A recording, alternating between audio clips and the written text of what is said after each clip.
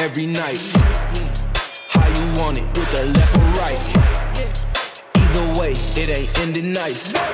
Got a lot of heart and it's made of ice. I can never change, I'm like this for life. Beast mode, that's a scary sight. It's lonely at the top, but that's alright. All day, every day, I'm taking flight. I do it night after night, I do it day after day. Take a break, no way, gotta be great.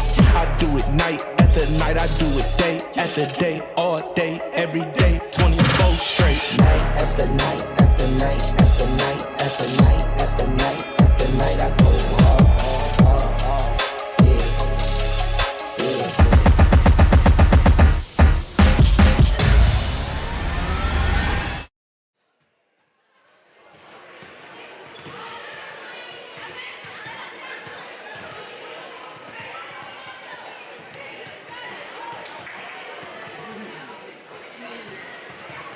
Very much, Adam McLean, and good evening, everyone, from Raider Gym here on the campus of Nettleton High School in Jonesboro, as we're proud to bring you tonight's broadcast of Mountain Home Bomber and Lady Bomber basketball. This is the last outing before the Christmas holiday for both teams, as they are here in Jonesboro to take on the Raiders of Nettleton. We'll start with the girls portion of our broadcast, as we normally do, as we welcome you into the Lady Bombers pregame show. Mountain Home coming into this game with a record of 7-5. The Lady Bombers' last game was this past Thursday, when they were able to defeat Paragould that evening. It was a game that they had led by double digits, but Paragould made quite a comeback and cut it down, but Mountain Home was able to hang on and win by 4. As for this Nettleton team, they are currently 8-1 on the season. Their only loss was their most recent game. They suffered a loss to crosstown rival Jonesboro. And Brad Coleman joined me here on the broadcast. Brad, this is a Nettleton team that the program that's normally really good, and it doesn't seem like this year's any different. No, they are projected to be one of the top 4 teams for sure in the East, the 5A East. They have played some pretty good opponents so far. They beat Searcy, which is a really good girls team. Like you said, Matt, they lost to Jonesboro. You know, it's a team that, unlike the Lady Bombers have seen so far, this is a bigger team, kind of a thicker, stronger team that they're going to see. They don't have a lot of height on them, but they like to try to kind of muddy the game up a little bit. They're going to try to be physical. They're going to try to make it into kind of a running gun, physical, let's get our hands on you and you get your hands on us, and we're going to see who's going to win type game. If the Lady Bombers can play their game, I know they put in some new offenses to take advantage of the aggressiveness, let's say, of Nettleton. If we can get some easy backdoor cuts and some layups, maybe it'll be a good night for the Lady Bombers. Well, they're getting ready to have the national anthem, so we're going to take a break, come back, and check our starting lineups in just a moment as we get ready to bring you Mountain Home and Nettleton in this girls matchup here in Jonesboro. You're listening to the Lady Bombers pregame show on Classic Hits 101.7. Join with me in reciting the Pledge of Allegiance. Pledge allegiance to the flag of the United States of America, to the republic for which it stands, one nation, under God, indivisible, with liberty and justice for all. And now, please have a moment of silence for our fallen heroes.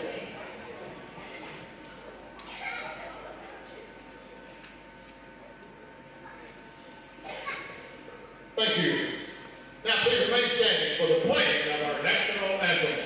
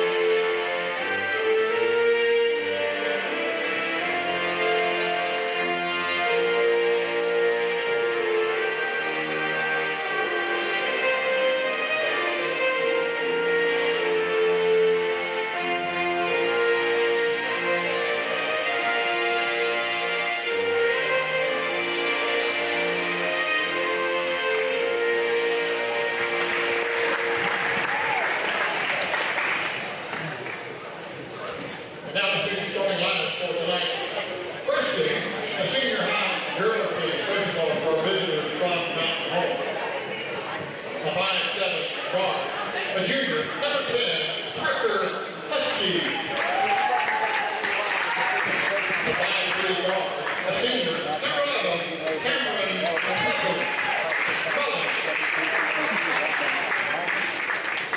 5'11" forward, a senior, number 23, Lauren Waymire.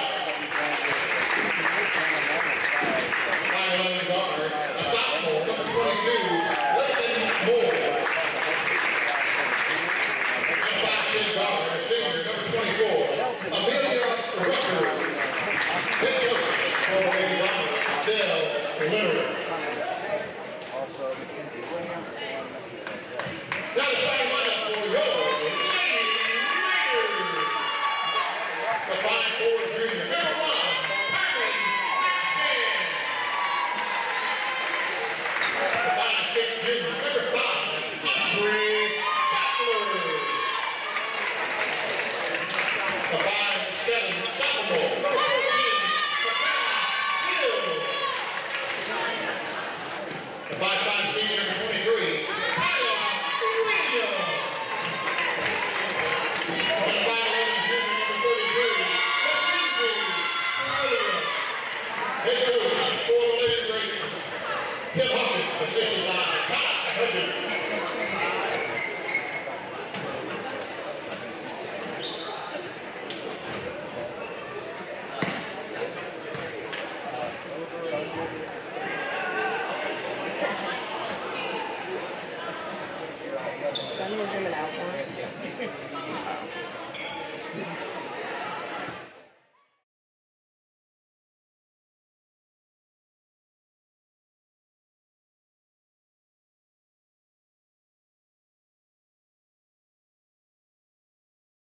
Mountain home, and Mackenzie Williams trying to win the tip for Nettleton. The ball is up in the air. The tip is won by the Lady Raiders. They are moving left to right in this first half.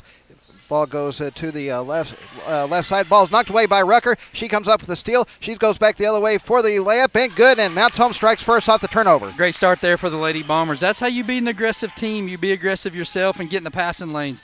Here we are with a full court press right here. So far it's worked. Into the front court is McShann, and she will throw the ball down on the low block. Nettleton does avoid the turnover. Ball goes over on the left side. It looks like there's a change in the starting lineup compared to what they gave me, because I don't have 23. I don't have 23 in my lineup. We'll see who that is just a moment. Ball goes over on the left wing. Okay, so I'll take that back. Now that is Kyla Williams. Ball goes over on the right side. Putting up the three is Kyla Williams. It was too strong, didn't hit the rim, and the shot clock hit 0, so that is a shot clock violation. So for Nettleton, 2 possessions, 2 turnovers. Yeah, great start for the Lady Bombers on the defensive side of the ball right here. That's one thing. This is a defensive team. I don't know that Nettleton's seen anything with our length and aggressiveness that we possess here on the defensive side of the ball. Moore gives it to Rucker. She drills towards the left elbow, throws it back up top to Moore. Moore's going to drill towards the paint, kicks it to Rucker in the left corner. Her jumper will not go. Offensive rebound for Waymire. She goes back in for the reverse layup. Good. Yeah, there's Lauren Waymire. She has had a great last couple games on the offensive board for the Lady Bombers. Good to see her start that again tonight. Here's McShann being double teamed in the backcourt. She tries to throw it to her teammate, and they gets it back though, and Nettleton just avoids a 10-second count. Ball goes down to Mackenzie Williams on the low block. Her layup is good, and Nettleton is on the board. 4-2, Lady Bombers up, 6:20 left in the first quarter. Thought we had an easy steal here in the backcourt, and they end up with a wide open layup. Kind of tough break there for the Lady Bombers. Yeah, just never know how the ball bounces sometimes. Mullen with it. She's going to dribble into the lane. Speaking of which, she loses the ball. And it looks like it's actually going to be last touched by Nettleton. Mounts home will keep possession underneath their basket with 6:07 left in the opening quarter.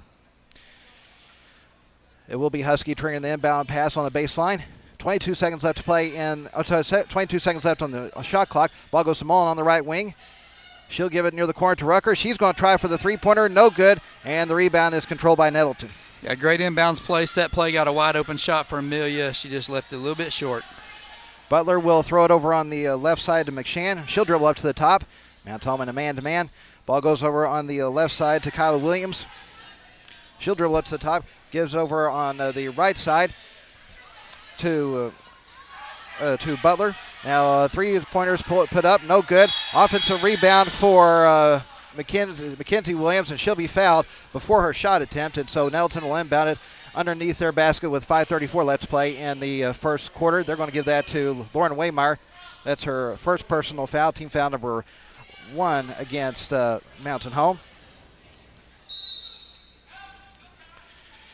Yeah, Williams is a big post down there. She's a big body to try to move around here for Lauren. Lauren's going to have to do a good job putting a body on her, not just counting on her height to try to get the rebound, because Williams is going to use her body to push around down low. Here is Kyla Williams. She's going into the lane for the layup, but way too strong, and the rebound is controlled by Rucker, and back comes Mountain Home. Fantastic defense there by the Lady Bombers. That's one thing that we're going to be able to do, is we're going to be able to just defend them up man to man and make them work for shots here. Husky puts up the jumper near the right elbow, no good, and the Lady Raiders get the board. 4-2, Mountain Home up with 5 minutes left to play in the opening period. Here is Hill with it. I'm sorry, that was actually Butler with it. Ball goes over on the left side now to McShann. She finds Hill in the lane by herself for the layup, good, and we're tied. Kaylee Hill with her first 2 points. We're knotted up at 4 with 4:38 left to play in the opening quarter. Mullen to the front court, throws over to Husky on the right side. Husky dribbles to the corner, gives it back to Rucker. Thought about the 3. Instead, she will dribble toward the top. Has the ball knocked away, but Mullen's right there to pick it up. Mullen dribbles between a double team, goes over to the right elbow, throws it to Husky in the corner. She finds Waymeyer in the paint. She puts up the jumper. Good. Mountain Home's back on top. Great pass there. Way to penetrate and drive right there by Parker. Good rollout and to close that space by Lauren into the open spot. Good job, Parker, finding her. Mountain Home going with the press once again as Kyla Williams gives it to McShann, and it's a 10-second count, and that'll be Nettleton's third turnover of the night. Yeah, they were just kind of lackadaisical bringing the ball up. I looked at the ref. He wasn't counting over there. You know, I wonder if he was looking at the shot clock, and that's where they're getting their 10 seconds from. Kyla Williams checking out of the game as Akira James checks in for her. Here is Mullen with it up top. Lady Bombers up 6-4. Ball goes over to Husky. Back to Mullen. She drills to the left elbow. Now goes a little closer to the low block. Picks up her dribble. Throws it up top to Moore. Moore drills over toward the right side. Gives it there to Husky. 15 left on the shot clock. Husky will drill toward the free throw line. Throws it to Mullen on the left side. She's going to dribble into the lane. Has the ball knocked away. And Nettleton comes up with a steal. Lauren Waymeyer get it back? Nope. Thought she had another steal coming right back the other way for the Lady Bombers. Back comes Mackenzie Williams into the lane for the layup. No good. Gets her own rebound. Puts it back up. That one won't go either. And the rebound comes to Mountain Home this time. Yeah, this pace right here, you got to like it for the Lady Bombers. We're keeping some pressure on Nettleton, making them, their big girls, run up and down the floor right here. See if we can get in their legs a little bit. 6-4 Lady Bombers up. 3:10 left to play in the opening period. Mullins dribbling toward the right. Now tries to get to Moore cutting into lane. Ball knocked away and stolen by the Lady Raiders. Back comes Nettleton. Akira James going into the lane for the layup. Good. Word tied back up. James with her first 2 points of the night. 6-all with 2:50 left in the first quarter. Mullen with it up top for the Lady Bombers. Dribbles over to the left side. Now it goes to the corner. Picks up her dribble on near the baseline. Tries to throw it to Husky. Ball knocked away. And Nettleton comes up with another steal. Here quickly is James. She has the ball knocked away. And this time Mountain Home was able to force a turnover until they turn it over right back. Ball goes to Butler. She puts up the layup. No good. Rebound comes to Mountain Home. They're back the other way with it. Ball goes to Rucker. She dribbles to the free throw line. Puts up the jumper. No good. The rebound controlled by Nettleton. They're looking for their first lead of the night. We're tied at 6 right now. And there's Mackenzie Williams in the lane by herself for the easy layup. Good. Yeah, Lady Bombers just got caught sleeping there on the back person. Nettleton able to throw it over the top for the wide open layup. Moore with a three-pointer on the right side. No good. Offensive rebound for Rucker. She has it drilling into the lane, going in for the leaning jumper. No good. And this time the rebound comes to Nettleton. 8-6, Lady Raiders up. 1:40 left to play in the first quarter. Here's James with it up top for the Lady Raiders. She will give it to Butler. Now to McShann. McShann will throw it up top to Hill. Over on the right side to Butler. Butler's dribbling into the lane. Throws it over to James in the left corner. She's dribbling into the paint. And now it kicks it out to Hill on the right side. Her three-pointer is up. No good. And the rebound is controlled by Mullen. Mountain Home trying to either tie or take the lead on this possession. Here's Moore with a long three-pointer on the right side. No good. And the ball is going to sail out of bounds. It will be Nettleton's ball with 1:09 left in the first quarter. Several substitutions for both teams. Whitten Coleman, Sarah Williams, and also Anna McCarn coming in for Mount Home, replacing Amelia Rucker, Lauren Waymeyer, and Cameron Mullen. And we'll see if I can get Nettleton's players as we go along here. Here's James into the front court. She's going to throw it in the left corner. Putting up the three was Allie Linderman. Good, and the Lady Raiders extend their lead even further. Yeah, she comes in right off the bench and just goes and hits a three on the Lady Bombers there. 11-6, Nettleton up. 48 seconds left to play in the first quarter. Here is Husky with it on the right side. She'll dribble behind the back to the right elbow. She's going in for the lean jumper. She's going to be fouled on the way up and head to the free throw line with 39.7 left in the first quarter. See who they get with that one. You got number 44. That is, okay, that's going to be Donna Douglas. That's her first personal foul, team foul number 1 against the Lady Raiders.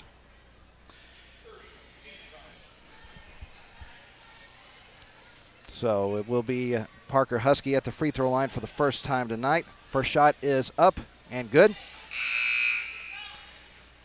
And it looks like Bailey Rittenberg is going to check in for Husky if she hits this next free throw.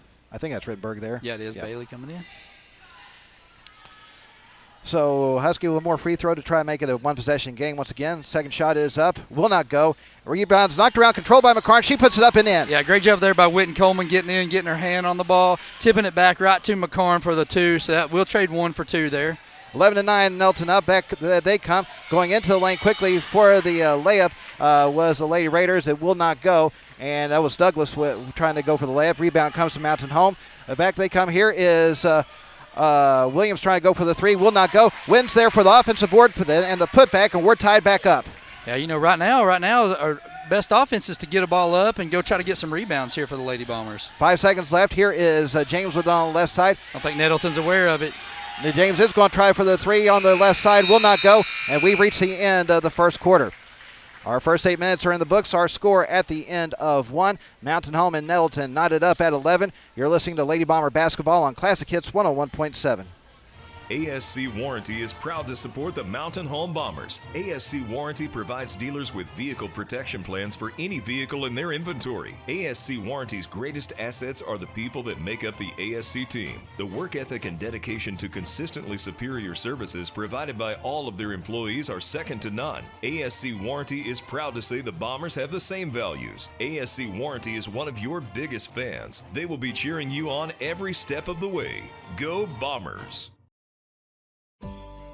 Dr. Wynn Moore at Baxter Health's Bone and Joint Clinic supports our Bomber basketball players as they train and practice to bring their best effort into every game. And it's not only the technical skills and strategies of the game they're learning, the life skills these young athletes are developing will enrich their lives far into the future. Dr. Moore applauds the teamwork, motivation, persistence, and pure joy of the game evident each time you take to the court, and wishes you the best for a winning season.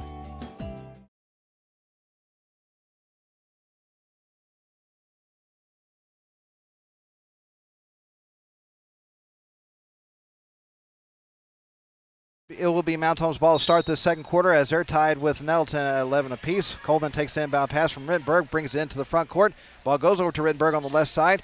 She'll dribble up to the top, gets by her defender, drills to the free throw line, finds Waymeyer, almost has the ball knocked away, but is able to get it to Rucker up top.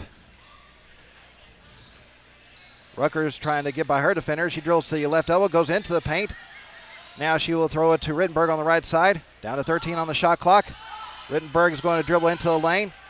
Now kicks out to Coleman on the right wing. She's going to drill into the lane. Has the ball stripped from her, and Nettleton comes up with a steal. Almost lost it themselves. Yeah, they did right here. And they got even closer, and they reset the shot clock. That I don't understand. Yeah, we never did look like we had possession of the ball there. No, not at all. Here is Butler with it on the right side. She's going to give it up top to Hill. Over on the left wing to Kyla Williams, down to Mackenzie Williams. She puts up the layup good. Yeah, she's just going to bully her way down there, and, Mountain Home's going to have to know that and try to help out with Williams using her body down there, getting position. She has 6 on the night. Nettleton's back up 13-11, 6:50 left in the half. Coleman with it up top. She's going to dribble to the right side, going into the lane, and she'll be fouled before her layup attempt. And Mountain Home will inbound it on the baseline with 6:44 left in the first half. They're going to get Kyla Williams with her first personal foul. That is the second team foul against Nettleton here in the first half. Cameron Mullen, Parker Husky, and Lakin Moore checking back in from Mount Home, replacing Sarah Williams, Bailey Rittenberg, and Winton Coleman. It will be Mullen inbounding the ball underneath the basket. She gets into Husky in the left corner. She drills to the wing. Cross court over to Rucker on the right side. Down to Mullen in the corner. She's going to dribble towards the elbow. Now goes back, goes into the lane. Finds Waymar on the low block for the layup. Can't get it to go. And the rebound's controlled by Nettleton. Great pass there by Cam. Good shot by Lauren. It almost went down and almost got a foul on Williams there. Here is McShann with it. She's going to throw it on the right wing. The three-pointer by Butler was too strong, and Mountain Home comes up with the board. Nice pass by Cam. Got the foul right here with Lauren. Lauren Waymar trying to go into the lane for layup. She was fouled on the way up, and she'll head to the free throw line with 6:14 left to play in the first half. They're going to give Kyla Williams her second personal foul. That is the third team foul against the Lady Raiders. It's good for the Lady Bombers. She's the one that's kind of scoring all their points down here on the offensive end with her body and, just creating position there. We need to get her in foul trouble. So Waymar at the free throw line for the first time tonight. She has 4 so far this evening. First shot is up and in.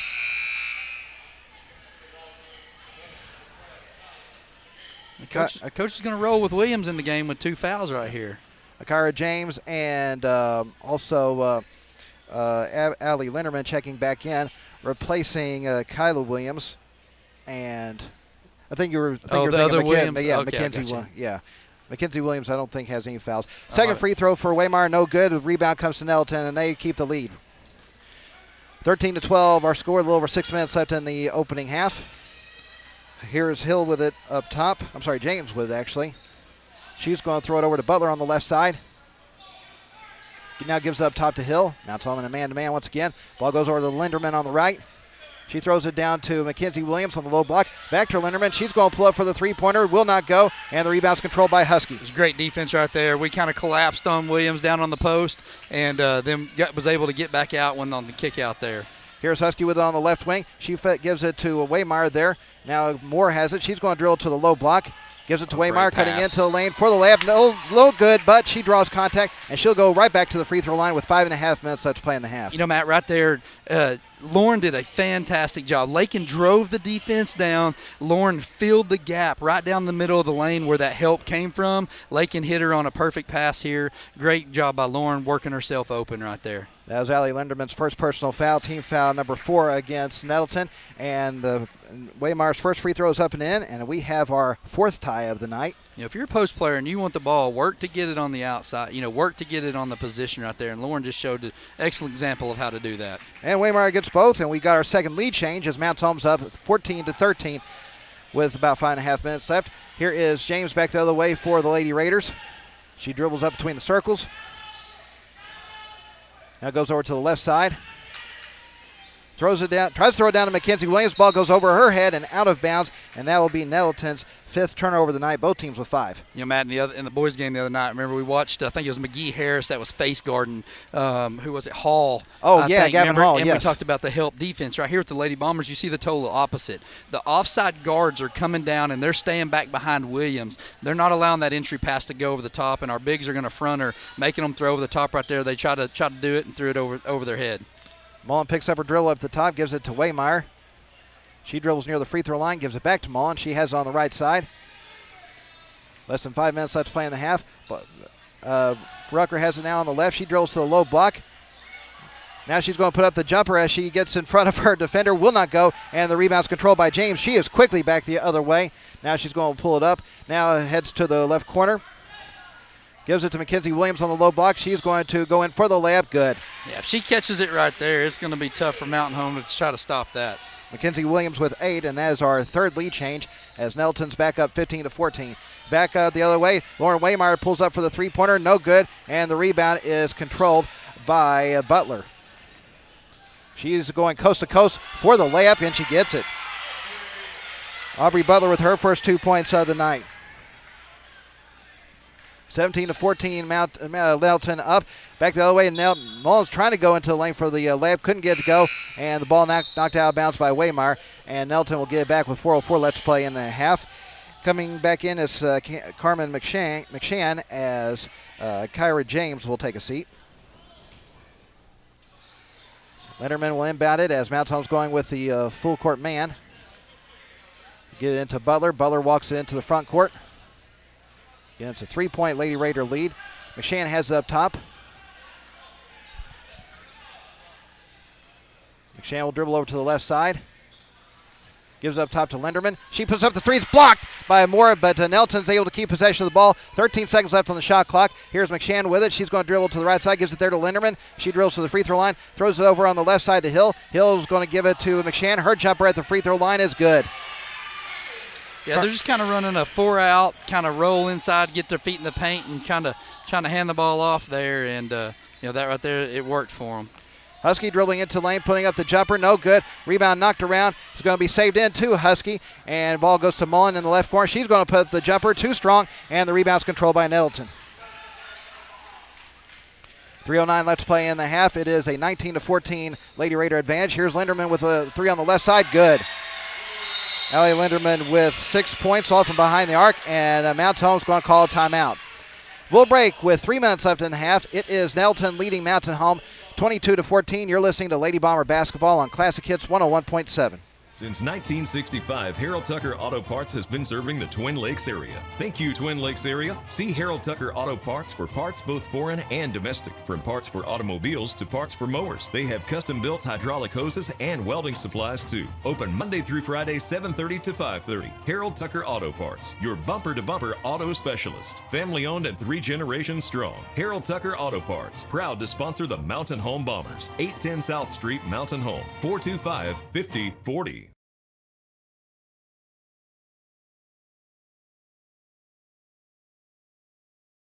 Now the timeout. It is a 3-possession lead for Nettleton with 3 minutes left to play in the half. The Lady Raiders up on the Lady Bombers 22-14. I'm kind of wondering if they should be face guarding Allie Linderman the way the boys face guarded Gavin Hall the other night. Yeah, she came in and started shooting the ball. Here's the deal. Our transition defense hadn't been the greatest right here. Transition defense, though, starts with good shots on the offensive end, running through and not forcing shots to where that leads to long offensive rebounds, which helps Nettleton get out and run. Here's Husky with it on the right side. She's going to drill behind the back, go to the low block for the layup. No good. And the rebound is controlled by Mackenzie Williams. And back comes Nettleton. Ball quickly in McShann going into the lane for the layup. Will not go, but draws plenty of contact. She'll head to the free throw line with 2:28 left in the half. They're going to give Lakin Moore her first personal foul. That is the second team foul against Mountain Home here in the first half. So Carmen McShann at the free throw line for the first time tonight. She has 2 so far this evening. First one bounces around and goes in. And if she gets this next one, it'll be a double-digit lead for the Lady Raiders. And this is what Nettleton can do to you. Like I said, they try to muddy the game up, make it sloppy to where you're taking bad shots and they can get out and run. All of a sudden you look up and it's a 10-point game. Lady Bombers need to run through the offense, get a good shot right here. She does get both. Here is Mullen with it. She gives it to Moore on the right side. 24-14 our score. Moore's going to drill to the corner, pulled up the jumper. It was partially blocked, but she drew contact as well. She'll head to the free throw line with 2:15 left to play in the half. Kayla Hill picks up her first personal foul. That is the 5th team foul against the Lady Raiders here in the first half. So Lakin Moore at the free throw line for the first time tonight. First shot is up. Good. Back to a single-digit margin. Sarah Williams coming back in for Mountain Home, as is Whitten Coleman, as Amelia Rucker and Cameron Mullen take a seat. So one more free throw for Moore to shoot.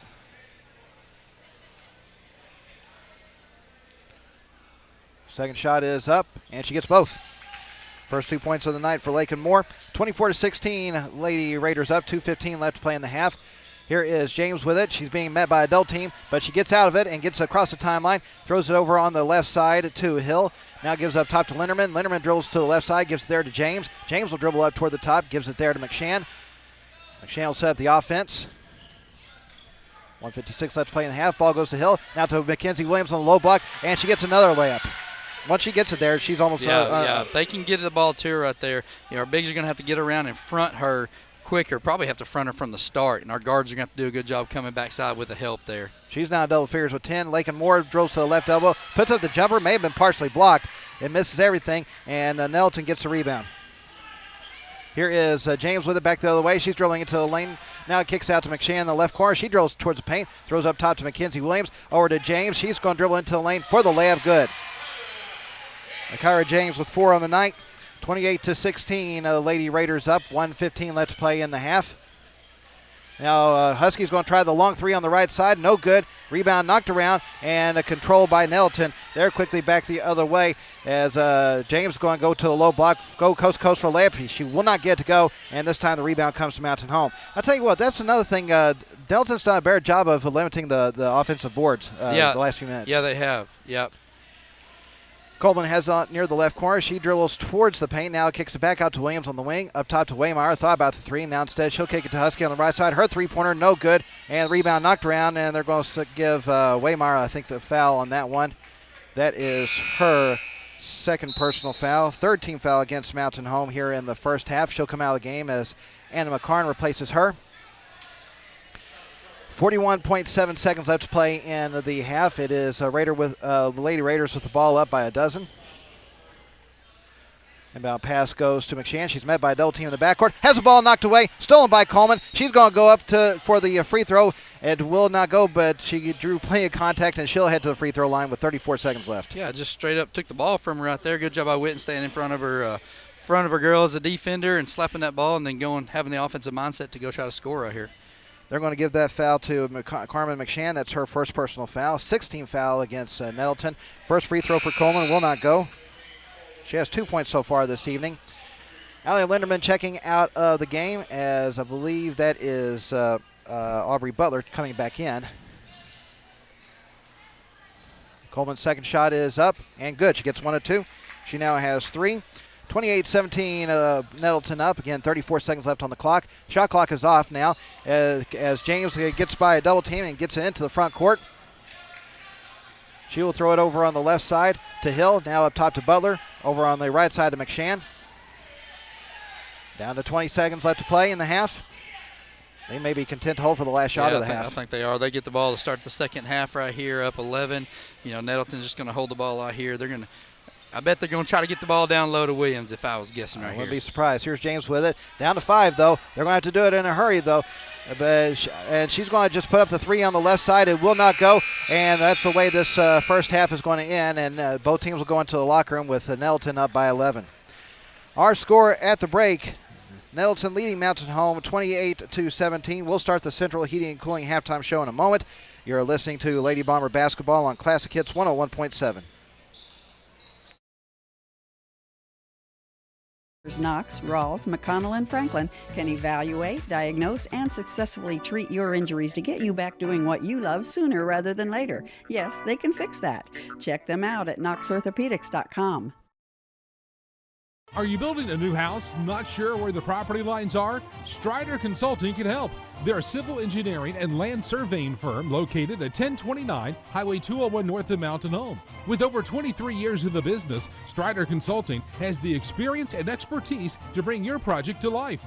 Visit strider.consulting to see their full list of services and request your quote today. Strider Consulting is a proud supporter of Mountain Home Bombers athletics. Strider Consulting, engineering our future.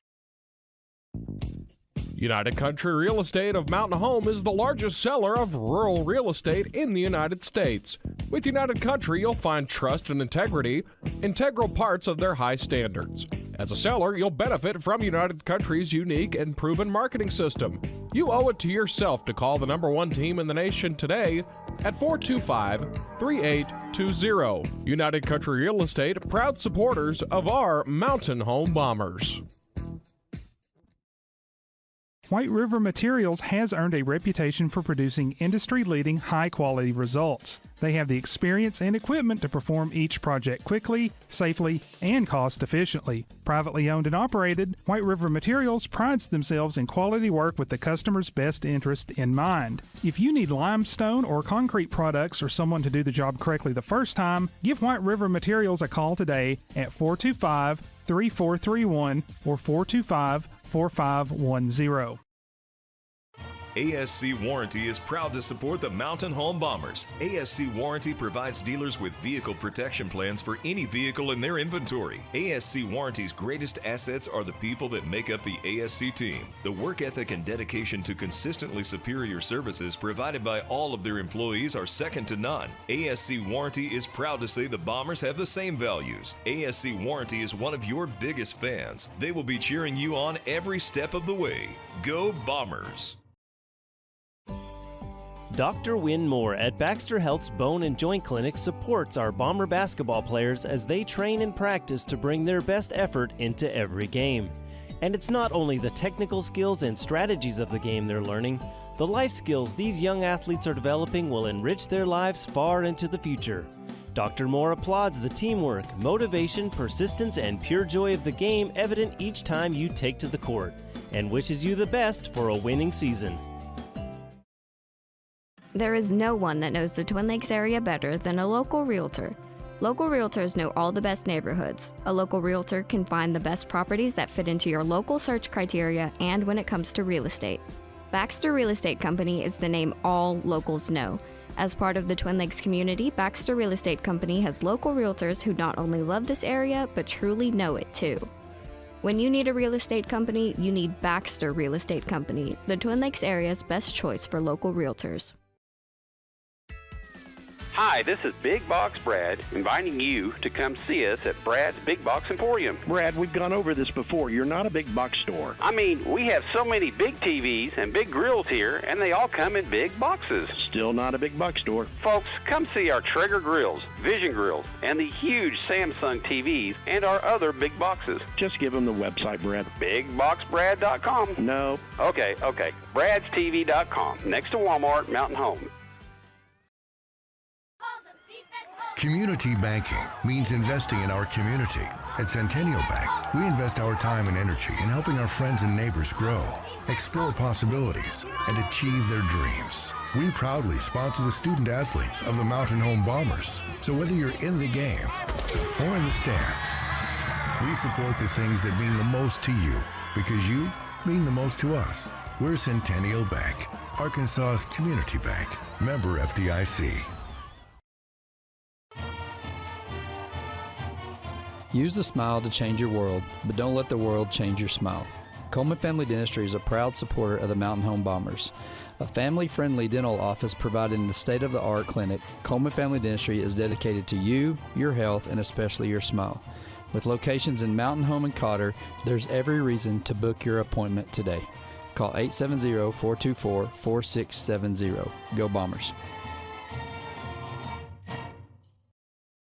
Since 1965, Harold Tucker Auto Parts has been serving the Twin Lakes area. Thank you, Twin Lakes area. See Harold Tucker Auto Parts for parts both foreign and domestic. From parts for automobiles to parts for mowers. They have custom-built hydraulic hoses and welding supplies too. Open Monday through Friday, 7:30 to 5:30. Harold Tucker Auto Parts, your bumper-to-bumper auto specialist. Family-owned and 3 generations strong. Harold Tucker Auto Parts, proud to sponsor the Mountain Home Bombers. 810 South Street, Mountain Home, 425-5040. It's time for families to enjoy the school sports scene once again. Everyone from Knox Orthopedics at No. 3 Medical Plaza wishes our many area athletes not only a winning season, but an injury-free season as well. If the unexpected should occur, however, Knox Orthopedics' 4 highly qualified orthopedists, Drs. Knox, Rawls, McConnell, and Franklin, can evaluate, diagnose, and successfully treat your injuries to get you back doing what you love sooner rather than later. Yes, they can fix that. Check them out at knoxorthopedics.com. Are you building a new house, not sure where the property lines are? Strider Consulting can help. They're a civil engineering and land surveying firm located at 1029 Highway 201 north of Mountain Home. With over 23 years in the business, Strider Consulting has the experience and expertise to bring your project to life. Visit strider.consulting to see their full list of services and request your quote today. Strider Consulting is a proud supporter of Mountain Home Bombers athletics. Strider Consulting, engineering our future. United Country Real Estate of Mountain Home is the largest seller of rural real estate in the United States. With United Country, you'll find trust and integrity, integral parts of their high standards. As a seller, you'll benefit from United Country's unique and proven marketing system. You owe it to yourself to call the #1 team in the nation today at 425-3820. United Country Real Estate, proud supporters of our Mountain Home Bombers. White River Materials has earned a reputation for producing industry-leading high-quality results. They have the experience and equipment to perform each project quickly, safely, and cost-efficiently. Privately owned and operated, White River Materials prides themselves in quality work with the customer's best interest in mind. If you need limestone or concrete products or someone to do the job correctly the first time, give White River Materials a call today at 425-3431 or 425-4510. ASC Warranty is proud to support the Mountain Home Bombers. ASC Warranty provides dealers with vehicle protection plans for any vehicle in their inventory. ASC Warranty's greatest assets are the people that make up the ASC team. The work ethic and dedication to consistently superior services provided by all of their employees are second to none. ASC Warranty is proud to say the Bombers have the same values. ASC Warranty is one of your biggest fans. They will be cheering you on every step of the way. Go Bombers! Dr. Wynn Moore at Baxter Health's Bone and Joint Clinic supports our Bomber basketball players as they train and practice to bring their best effort into every game. And it's not only the technical skills and strategies of the game they're learning, the life skills these young athletes are developing will enrich their lives far into the future. Dr. Moore applauds the teamwork, motivation, persistence, and pure joy of the game evident each time you take to the court, and wishes you the best for a winning season. There is no one that knows the Twin Lakes area better than a local realtor. Local realtors know all the best neighborhoods. A local realtor can find the best properties that fit into your local search criteria and when it comes to real estate. Baxter Real Estate Company is the name all locals know. As part of the Twin Lakes community, Baxter Real Estate Company has local realtors who not only love this area, but truly know it too. When you need a real estate company, you need Baxter Real Estate Company, the Twin Lakes area's best choice for local realtors. Hi, this is Big Box Brad, inviting you to come see us at Brad's Big Box Emporium. Brad, we've gone over this before. You're not a big box store. I mean, we have so many big TVs and big grills here, and they all come in big boxes. Still not a big box store. Folks, come see our Traeger grills, Vision grills, and the huge Samsung TVs and our other big boxes. Just give them the website, Brad. BigBoxBrad.com. No. Okay. Brad'sTV.com. Next to Walmart. Well, Mountain comes back out on the floor. Nettleton still getting some last-second instructions from Coach Tim Hawkins there on the sideline. I missed one score from Mountain Home earlier. Lakin Moore, she did have two. She went 2 for 2 from the charity stripe. It is going to be Lady Raiders ball to start this second half as the two teams switch sides. Nettleton's going to be moving now right to left for these last 2 quarters. You know, Matt, Nettleton, we just talked about it during the break. You and I were talking about it, how they make you take quick, bad shots. And when you take bad shots, that leads to transition offense for them. And, you know, Lady Bombers need to fight that this half and make sure that they slow this into a half-court game and trust their defense, take good shots through their offense, and see. And if we do that, I think we're gonna be in good shape. Ball's knocked around, and Mackenzie Williams was fortunate enough to be in the right place to get it, and she gets a layup, and it's a 13-point lead for Nettleton. And back the other way, they're going to say it was knocked off the leg of Cameron Mullen and goes out of bounds, and so that will be Mountain Home's 6th turnover of the night. Yeah, it was a correct call there by the official. They hit it off of Cameron's foot right there. Yeah, that's just the way it's going for us tonight. Lady Bombers had 3 hands on that ball down on the other end, and Williams ended up with it for a layup. She has 12 now. Ball goes over to Butler on the right side. Up top to McShann. Over to James on the left. She's going to dribble to the low block. Goes, kicks it back out to Butler. Her three-pointer on the right side is up and in. Mountain Home switched to a 2-1-2 zone right here, and they exploited that and hit it coming out of the offensive set there. Aubrey Butler has 5 on the night. Here is Waymire with it. She's going to dribble to the left elbow. Kicks up top to Moore. Now she's going to give it back to Waymire on the left wing. Waymire is going to drill toward the low block, kicks it over to Husky. She's going to put up for the jumper just outside the paint. No good. Rebound knocked around, controlled by Moore, and she'll kick it back out to Husky. Husky will throw it back to Moore in the left corner. Now she's going to dribble towards the paint. and now gives it back to Mullen. Mullen's going to drill into the lane. Her jumper will not go, and this time the rebound comes to Nettleton. Yeah, the shooting woes for the Lady Bombers continue right there. Those were 2 shots within 10 foot there, and weren't able to connect on any of them. Butler's going to try to throw it down to Williams. Ball's being knocked around and being fought for. It will be a jump ball and be Mount Holmes' ball in possession arrow. That'll be Nettleton's 7th turnover of the night. When Coleman comes back in for the Lady Bombers as Cameron Mullen will take a seat. 6:29 left to play in the third quarter is a 33-17 Lady Raider advantage. Husky will walk the ball across the timeline. Dribbles over toward the left side. Now goes back to the top. Goes over to the right wing, gives it to Moore in the corner. She drills out to the wing, gives it to Husky near the corner. She's going to drill towards the paint, now picks up her dribble, tries to give it to Moore cutting into the lane. Ball will go out of bounds in the backcourt, and it'll be Nettleton's ball. That will be Mountain Home's 7th turnover of the night. It seems like on more than one occasion, Mount Home will drill towards the paint and then pick it up and put themselves in a bad spot. Yeah, they are. They're not. They got to keep that dribble there. They're trying to get a backdoor cut there. They are getting some hands on them a little bit, but that's going both ways. It's a 16-point Lady Raider advantage. Here is James with up top. She's going to try for the 3 to extend that lead, and she gets it. Cara James with 7 on the night. 36-17, Nettleton up. Back comes Mountain Home. Here's Rucker dribbling into the lane. She's going to go in for the layup. Good. Amelia Rucker with 4 points on the night. 36-19. Lady Raiders up. 5.5 minutes left to play in the third. And Mountain Home's going to have to get some stops here on the defensive end. Try to cut into this lead here by the end of the third quarter. Maybe try to get it down to single digits. Here's Butler with on the right side. She'll give it up top to Hill. She's going to try for a 3 of her own. Nothing but net. Has Nettleton missed this quarter yet? Don't think so. I don't think they have. Hill with 5 on the night. Coleman's going to try and answer with a 3 of her own, and it gets wedged between the backboard and the rim. That'll be a jump ball, and it'll be Nettleton's ball on the possession arrow. Donna Douglas coming back in for Nettleton as Mackenzie Williams is actually taking a seat. That one, I don't think she checked all night. As for Mountain Home, Bailey Rittenberg's going to come in, and Lakin Moore will head to the bench.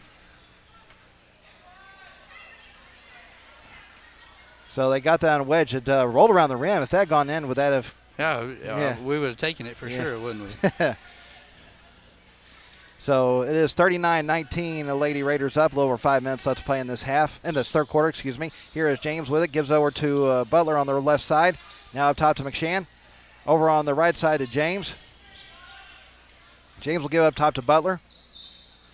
Back over on the right side to James. James takes a screen. Dribbles a little closer to top, gives it there to Douglas. Over on the left side to Butler. Butler's going to dribble toward the free throw line.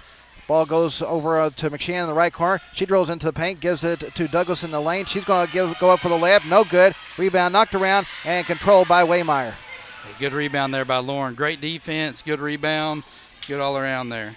Rucker's going to try for the 3 on the right side. No good. And the rebound is going to be chased down. Well, ball's going to go out of bounds. They're going to say last touch by James. And Mount Home will keep possession with 4:24 left in the third quarter. Good hustle there by Witten. She was going after the offensive rebound. Looked like she slapped that ball off of James's legs right there on the out of the bounds line. Kyle Williams coming back in for the Lady Raiders as Aubrey Butler will take a seat. Coleman will inbound the ball on the far sideline. Gets into Waymeyer. Waymeyer dribbles to the right side. Up top to Husky. Husky dribbling between the circles. Goes over to the right. Gives up top to Rucker. She's going to put up the three-pointer. Will not go. Rebounds knocked around, controlled by, looked like Rittenberg had it for a moment. Now ball goes to Coleman as McShann saved it right into her arms, and she gets the easy layup. Johnny on the spot right there by Witten. She now has 5 on the night. Here is James with it. Throws over to McShann on the right side. 39-21, Nettleton up. McShann drills up toward the top, gives it there to Douglas. Over to James on the left. She's going to drill toward the corner, pull up for the jumper. No good. Rebound knocked around. Ball is still loose, and James is able to chase it down. Nettleton will keep possession. Ball goes near the top to Hill. She's going to put up the three-pointer. And another time it's wedged. Ball's wedged between the rim and the backboard. That was from the top of the key, too. That's kind of hard to get it right there. I know. Here comes Dover coming in from the sideline for the Bombers and going to unwedge it. So it's going to be another possession arrow, and it will be Mount Home getting the ball back. McShann checks out of the game as Allie Linderman comes back in. 3:34 left to play in the third quarter. 39-21, Lady Raiders up. Husky across the timeline. Dribbles over to the left side, gives up top to Coleman. Coleman's going to drill into the lane, going in for the layup, will not go, but draws contact, and she'll go to the free throw line with 3:20 left in this third quarter. That's one part of Witten's game that's really improved over the last 4 or 5 games for her. She's been taking the ball to the hole and, getting some layups here. Free throws are getting better.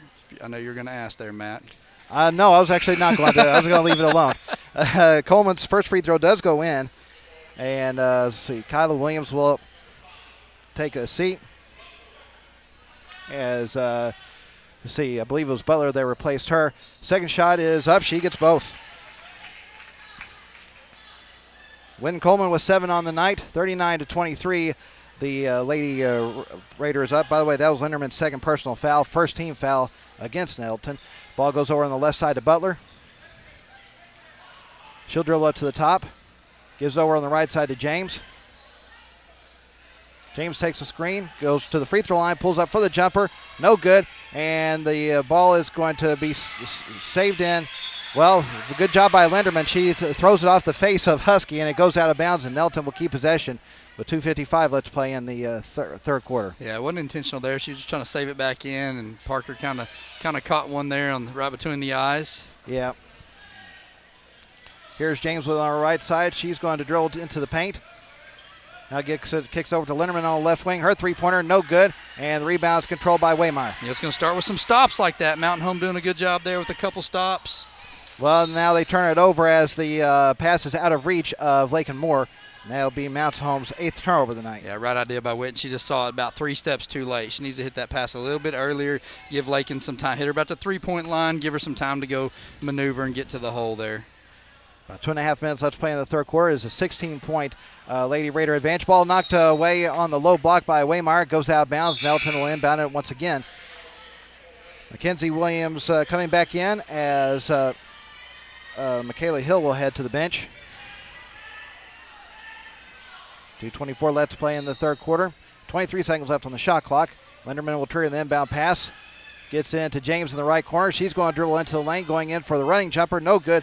And the rebound is controlled by James. She will kick it out to Butler. Her three-pointer will not go. And this time, Mounts Home gets the rebound. Lakin more quickly back the other way. She's going to go in for the layup. No good. And the rebound is controlled by Nettleton. Yeah, Mountain Home's getting stops. We just don't need to turn the ball over on the other end. And Douglas is found under the basket by herself for the layup. Good. Her first 2 points of the night.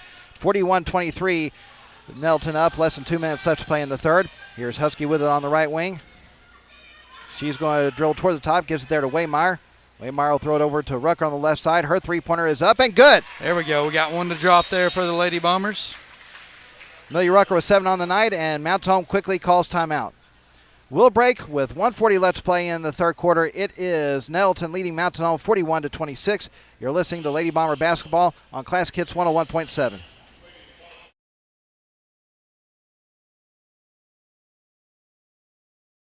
They train and practice to bring their best effort into every game. And it's not only the technical skills and strategies of the game they're learning, the life skills these young athletes are developing will enrich their lives far into the future. Dr. Moore applauds the teamwork, motivation, persistence, and pure joy of the game evident each time you take to the court, and wishes you the best for a winning season. There is no one that knows the Twin Lakes. Well, Mountain Home cuts the margin to 15 after a three-pointer there by Lakin Rucker. Quickly used their last 30-second timeout. 1:40 left to play in the third quarter. It is Nettleton with the ball up 41-26. McShann will walk the ball across the timeline for the Lady Raiders. Looks like a 2-3 once again for Mountain Home. Yeah, we're trying to, we've done a good job making them take some pretty bad shots. We just got to make sure, got to walk right here. Now we got to make sure we score off of this turnover right here. Donna Douglas is called for the travel on the low block with 1:26 left in the third quarter. That is now both teams with 8 turnovers. Mullen will walk the ball into the front court for the Lady Bombers. Ball goes over to Moore on the left side. She is going to pull up for the three-pointer. A little too strong, and Linderman's there for the rebound. Back comes Nettleton. Here is Butler with it near the left corner. She's going to kick it out to Linderman. Over to McShann. McShann has it up to the top. Less than a minute left to play in the quarter. 20 seconds left to shoot. Ball goes over to Linderman on the right side. She is going to pull up for the three-pointer. No good. And the rebound is knocked around. And Douglas tried to save it, and she couldn't. And Mount Tom will get the ball with 49.3 left in the period. And once again, Nettleton's giving us a chance right here to stay in this game. We need a quick score right here. Maybe try to get a turnover and try to get 2 buckets here by the end of this quarter. About a 13-second difference between the shot clock and the game clock. Here is Mullen with it. She's going to dribble on the right wing. Now goes into the lane. Going to go in for the jumper. Blocked. And Nettleton comes up with the ball. Here is McShann with it up top. Looks like they're going to content to hold for the last shot right here. There's shot clock and game clock are almost even. Looks like the game clock's got more time than the shot clock. Or less than the shot clock. I've never seen that happen before. Not much. And so they're going to be content to hold for that last shot of the period. Ball goes over to Butler on the right side. She has the ball knocked away and stolen by Mullen. Down to 4 seconds. Can they get the basket? Mullen's going to go into the lane for the layup. No good. Husky gets the offensive rebound, puts it back in before the buzzer, and Mount Tom cuts the margin to 13 right before the end of the period. Parker Husky now with 3 points, and we have reached the end of the third quarter. With 8 minutes left to play, it is Nettleton leading Mountain Home 41-28. You're listening to Lady Bomber Basketball on Classic Hits 101.7. Since 1965, Harold Tucker Auto Parts has been serving the Twin Lakes area. Thank you, Twin Lakes area. See Harold Tucker Auto Parts for parts both foreign and domestic. From parts for automobiles to parts for mowers. They have custom-built hydraulic hoses and welding supplies too. Open Monday through Friday, 7:30 to 5:30. Harold Tucker Auto Parts, your bumper-to-bumper auto specialist. Family owned and 3 generations strong. Harold Tucker Auto Parts, proud to sponsor the Mountain Home Bombers. 810 South Street, Mountain Home, 425-5040. It's time for families to enjoy the school sports scene once again. Everyone from Knox Orthopedics at number 3 Medical Plaza wishes our many area athletes not only a winning season, but an injury-free season as well. If the unexpected should occur, however, Knox Orthopedics' 4 highly qualified orthopedists, Drs. Knox, Rawls, McConnell, and Franklin, can evaluate, diagnose, and successfully treat your injuries to get you back doing what you love sooner rather than later. Yes, they can fix that. Check them out at knoxorthopedics.com.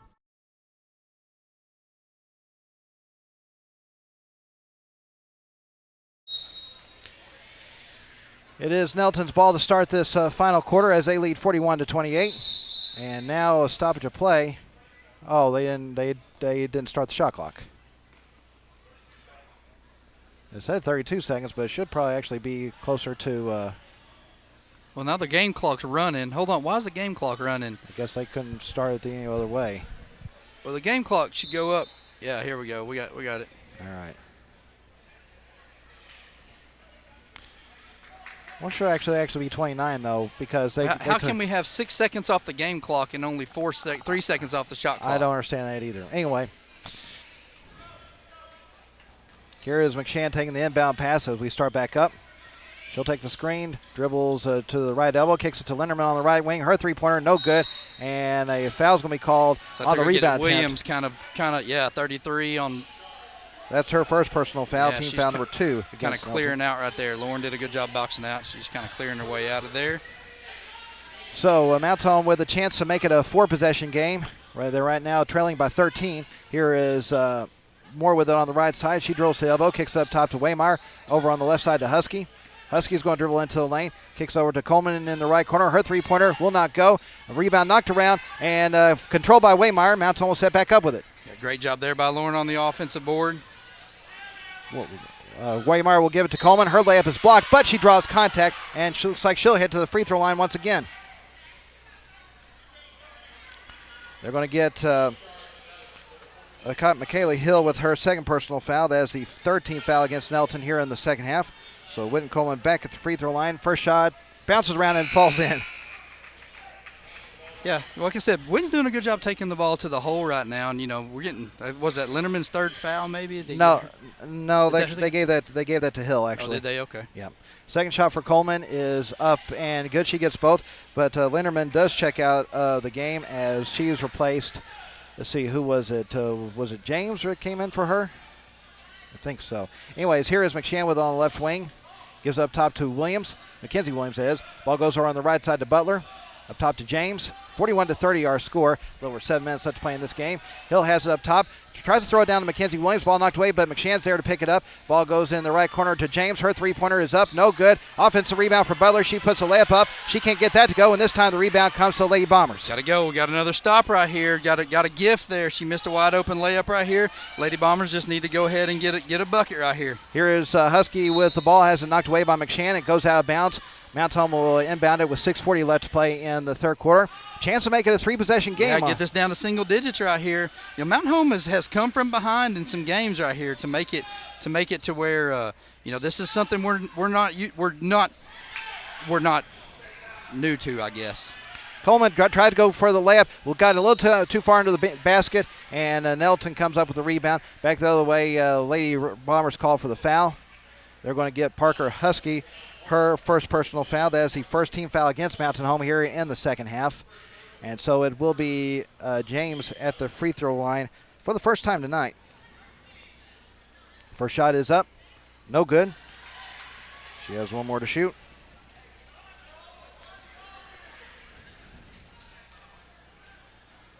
So one more free throw. James' second shot is up. Good. She gets one of two. She now has 8 on the night. 42-30, Lady Raiders up. Less than 6.5 minutes left in this contest. Husky with it, gives it over to Moore on the left side. She's going to dribble to the top. Gives it to Waymeyer. Over to Coleman on the right. Coleman will dribble up toward the top. Gives it there to Rucker. Rucker will find Husky. Husky drills into the lane. Kicks it to Coleman. She's going into the lane for the layup. Little strong. Offensive rebound for Waymeyer. She puts it back up and in. Good job right there by Lauren, crashing the boards, following that empty hole where Witten took the ball to the hole, getting her hands on the ball and getting the ball up. 9 on the night for Waymeyer. 42-32. Lady Raiders up. 5:51 left in the game. Ball goes over to Butler on the right side. She's going to dribble toward the top. Thought about 3 now. She'll kick it over to James on the left. James is going to dribble into the lane. Almost, and no, they're going to say she double dribble. Yeah, so she kind of went up and hit her other hand. I don't think it was purposeful, but it came up and kind of hit her other hand there. Good call there by the official. 9th turnover of the night against Nettleton. Comes with 5:39 left to play in the game. Lady Bombers with a chance to make a single-digit margin. They're down by 10. Good time for a big 3 right here by the Lady Bombers. Here's Waymeyer. She is going to try for the 3 at the top. Will not go. Offensive. I thought she had it, but Butler was able to snatch the rebound away, and now she has the ball knocked away from her. Ball's going to go out of bounds. They're going to say latch touch by Butler, and Nettleton's going to turn it over. And with that, Tim Hawkins is going to take a timeout. So we'll break with 5:22 left to play in the game. It is Nettleton leading Mountain Home 42-32. You're listening to Lady Bomber Basketball on Classic Hits 101.7. It's time for families to enjoy the school sports scene once again. Everyone from Knox Orthopedics at number 3 Medical Plaza wishes our many area athletes not only a winning season, but an injury-free season as well. If the unexpected should occur, however, Knox Orthopedics' 4 highly qualified orthopedists, Drs. Knox, Rawls, McConnell, and Franklin, can evaluate, diagnose, and successfully treat your injuries to get you back doing what you love sooner rather than later. Yes, they can fix that. Check them out at knoxorthopedics.com. Are you building a new house, not sure where the property lines are? Strider Consulting can help. They're a civil engineering and land surveying firm located at 1029 Highway 201 north of Mountain Home. With over 23 years in the business, Strider Consulting has the experience and expertise to bring your project to life. Visit strider.consulting to see their full list of services and request your quote today. Strider Consulting is a proud supporter of Mountain Home Bombers athletics. Strider Consulting, engineering our future.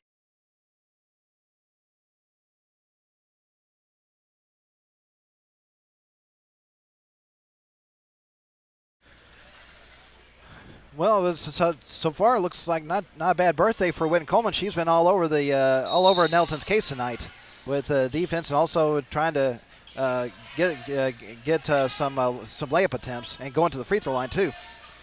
Ball goes over to Husky on the right side. 42-32, Lady Raiders up. Ball goes to Waymeyer. She's going to give it to Rucker. Dribbles to the right wing. Now goes to the low block. Has the ball knocked away from her. Goes out of bounds. It was last touched by Rucker. And that will be Mountain Home's 9th turnover of the night.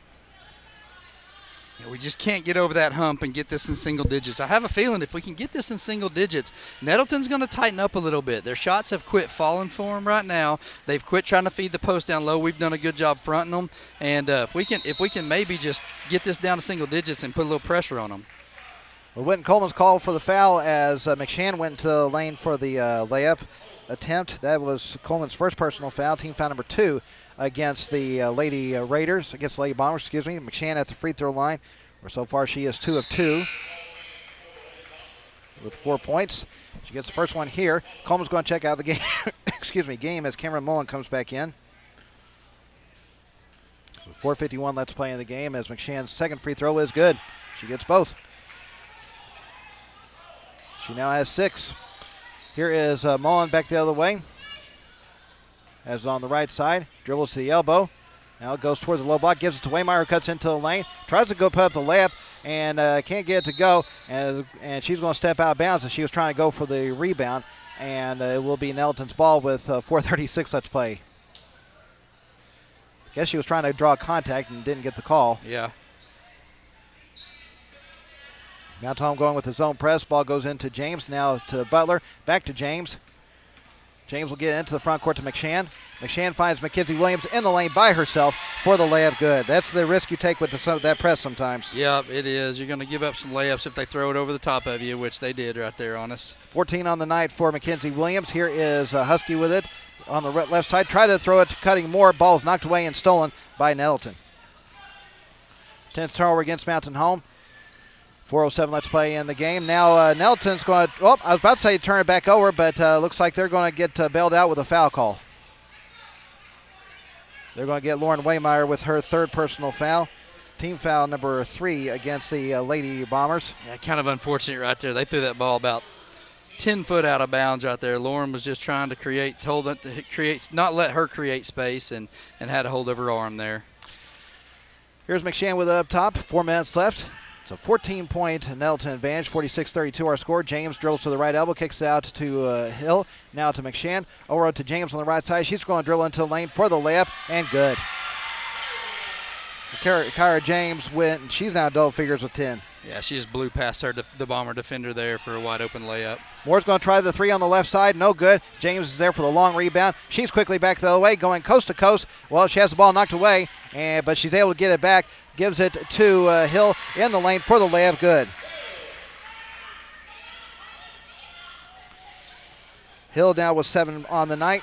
And back the other way. Amelia Rucker puts up the shot.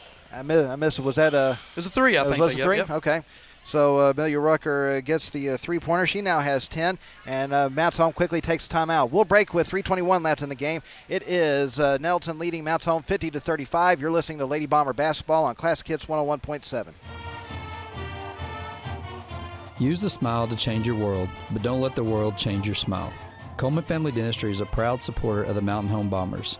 A family-friendly dental office providing the state-of-the-art clinic, Coleman Family Dentistry is dedicated to you, your health, and especially your smile. With locations in Mountain Home and Cotter, there's every reason to book your appointment today. Call 870-424-4670. Go Bombers. Since 1965, Harold Tucker Auto Parts has been serving the Twin Lakes area. Thank you, Twin Lakes area. See Harold Tucker Auto Parts for parts both foreign and domestic. From parts for automobiles to parts for mowers. They have custom-built hydraulic hoses and welding supplies too. Open Monday through Friday, 7:30 to 5:30. Harold Tucker Auto Parts, your bumper-to-bumper auto specialist. Family-owned and 3 generations strong. Harold Tucker Auto Parts, proud to sponsor the Mountain Home Bombers. 810 South Street, Mountain Home. 425-5040. 3, 2, 1. Well, Mounts Home taking the timeout right after Amelia Rucker hit the 3. It's 50-35, Nettleton up.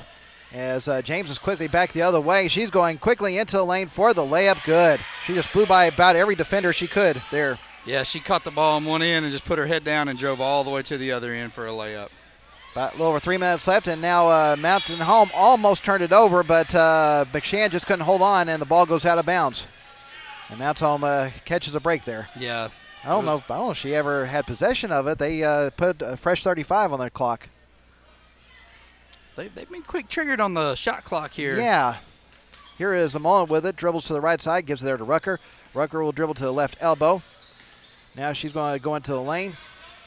Trying to figure out where to go with it. Gives it out to Husky. Over to Mullen on the right side. Mullen's going to drill to the top. Now goes into the paint. Has the ball knocked away. Is able to get it back, though. 12 left on the shot clock. Mullen's going to drill to the left elbow. Now goes to the lane. Going up for the layup. Will draw contact. As the shot didn't go in, she will go to the line for a pair. They're going to give Carmen McShann her second personal foul. Team foul number 4 against the Lady Raiders. So Cameron Mullen at the free throw line for the first time tonight. She has yet to score in this game. First free throw for Mullen is up. Good. Interesting to see if we stay in our press right here, Matt, or if we back up here and make them try to score against our half-court defense. Mullen gets both free throws, her first 2 points of the night. Anna McCarn coming back in, replacing Lauren Waymeyer. 2:35 left to play in the game. 52-37, Lady Raiders up. Mount Holm is going with the press. Yeah, I think you got to try to get some easy buckets right here and try to get back in this game. Mackenzie Williams now coming out of the game as she'll be replaced by Donna Douglas. And Butler will trigger the inbound pass in the backcourt. It gets it into McShann. Kind of a lob pass there, a slow one. And McShann quickly into the front court, gives it to James, over to Butler on the right side. Down in the corner goes to Hill. Tries to throw it down to Douglas. Ball knocked away. Douglas is able to get it. Kicks out to James. Over to Butler. To McShann on the left side. Her three-pointer is good. Carmen McShann with 9 on the night. 55-37, Lady Raiders up. 2:10 left in the game. Here is Husky. She's going to try to answer with a three of her own. It will not go. And the ball is knocked around. And it will be James getting the rebound. She finds Hill back the other way by herself for the layup. Good. Kylie Hill, I guess is actually how her name's pronounced. She now has 9, and it's a 20-point lead now for Nettleton. Yeah, they quickly got up and down the floor here and opened this game up right here. Rucker tries to throw it to Husky. Ball's knocked away and stolen by James. She finds Hill quickly back the other way for the layup. Good. And now they're going to stop play to let some subs get in there, as Hill now is in double figures with 11. That was Mount Tom's 11th turnover of the night as well. So both teams subbing out. Several players. Here is Rittenberg with it. Bailey Rittenberg will give it to Kiara Alkire, who just checked in. And she's going to be fouled. See who they give that to. So they're going to get 44 there, kind of bodying her up. Yep, that is Donna Douglas's second personal foul. That is the 5th team foul against Nettleton. 1:23 left to play in the game. Inbound pass goes to Alkire. She will give it to Sarah Williams in the left corner. Williams will dribble out to the wing. Now she's going to pull up for the three near the top. Will not go. Offensive rebound for Rittenberg. Rittenberg will dribble toward the top. Gives it over to Williams in the right corner. She dribbles towards the wing. That goes back to the corner. Now back to Rittenberg. Rittenberg will take the screen, dribble into the paint, kicks it to Alkire in the left corner. She's going to try for the three-pointer. No good. Gets her own rebound, and now she's going to be called for the travel. 12th turnover against the Lady Bombers comes with 51.1 seconds left. Looks like Mount Tom's going to fall to 7-6 after night, and Nettleton will improve to 9-1. As we got 47 seconds left to play in this game, it's a 22-point margin. Yeah, it's going to be a team that we may see down the road if we can finish in the top 4. So we're in the West, the 5A West, and we're paired with the East in the state tournament. So if we can get through, this might be a team that we might see in the first round of state. Same with Paragould, same with Valley View. These are all teams that we've seen. And Matt, this is going to be the first loss of the Lady Bombers to a 5A opponent this year. Well, Douglas had the layup but couldn't get it to go. McCarn gets the rebound and the ball's knocked out of bounds. Will be Nettleton's ball, so Mount Tom's going to turn it back over. 23 seconds left to play in the game. Linderman will trigger the inbound pass on the far sideline. Gets it in to Jessica Collins, who just checked in a moment ago. Ball goes over to Kyla Williams. Now up top. Now going into the lane. It looks like I'm going to call a double dribble, though, on Collins. That is Nettleton's 11th turnover of the night. Comes with 10.9 left in the game. Inbound pass goes to Rittenberg. She'll walk it into the front court. takes a screen, now kicks over to McCarn, over to Alcar in the left corner. She will throw it up top to Ferris, and that's the way this contest is going to end, and Nettleton will get the 22-point victory. Our final score tonight, Nettleton defeats Mountain Home 59-37. We'll check our final numbers in a moment. You're listening to Lady Bomber Basketball on Classic Hits 101.7.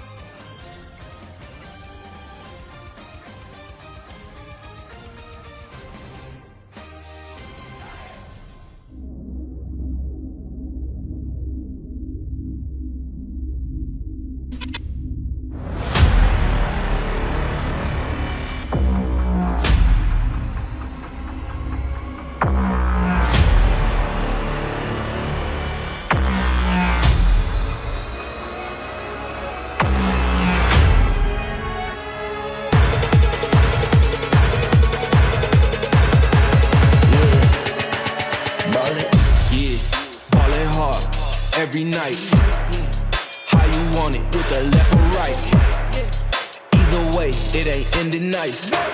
Got a lot of heart and it's made of ice. I can never change, I'm like this for life.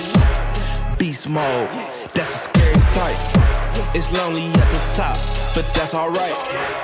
All day, every day, I'm taking flight. I do it night after night, I do it day after day. Take a break, no way, gotta be great. I do it night after night, I do it day after day. All day, every day, 24 straight. Night after night after night after night after night after night after night, I go hard, hard, hard, yeah, yeah.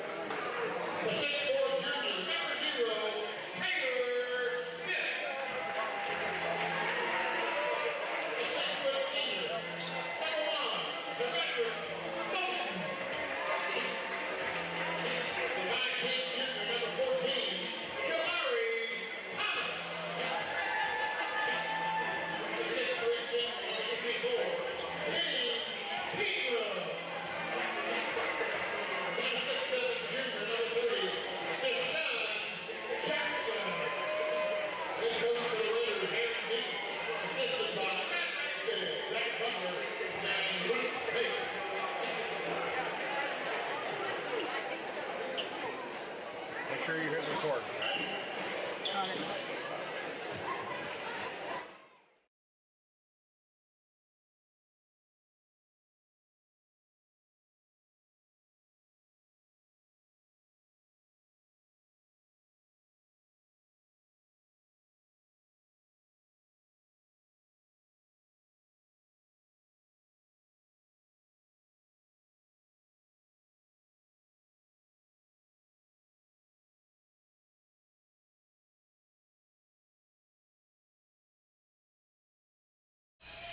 Well, Mount Home just won the tip, and they'll start moving right to left in this first half. Nettleton starts off in a man-to-man. Here is Bickford with it on the left side.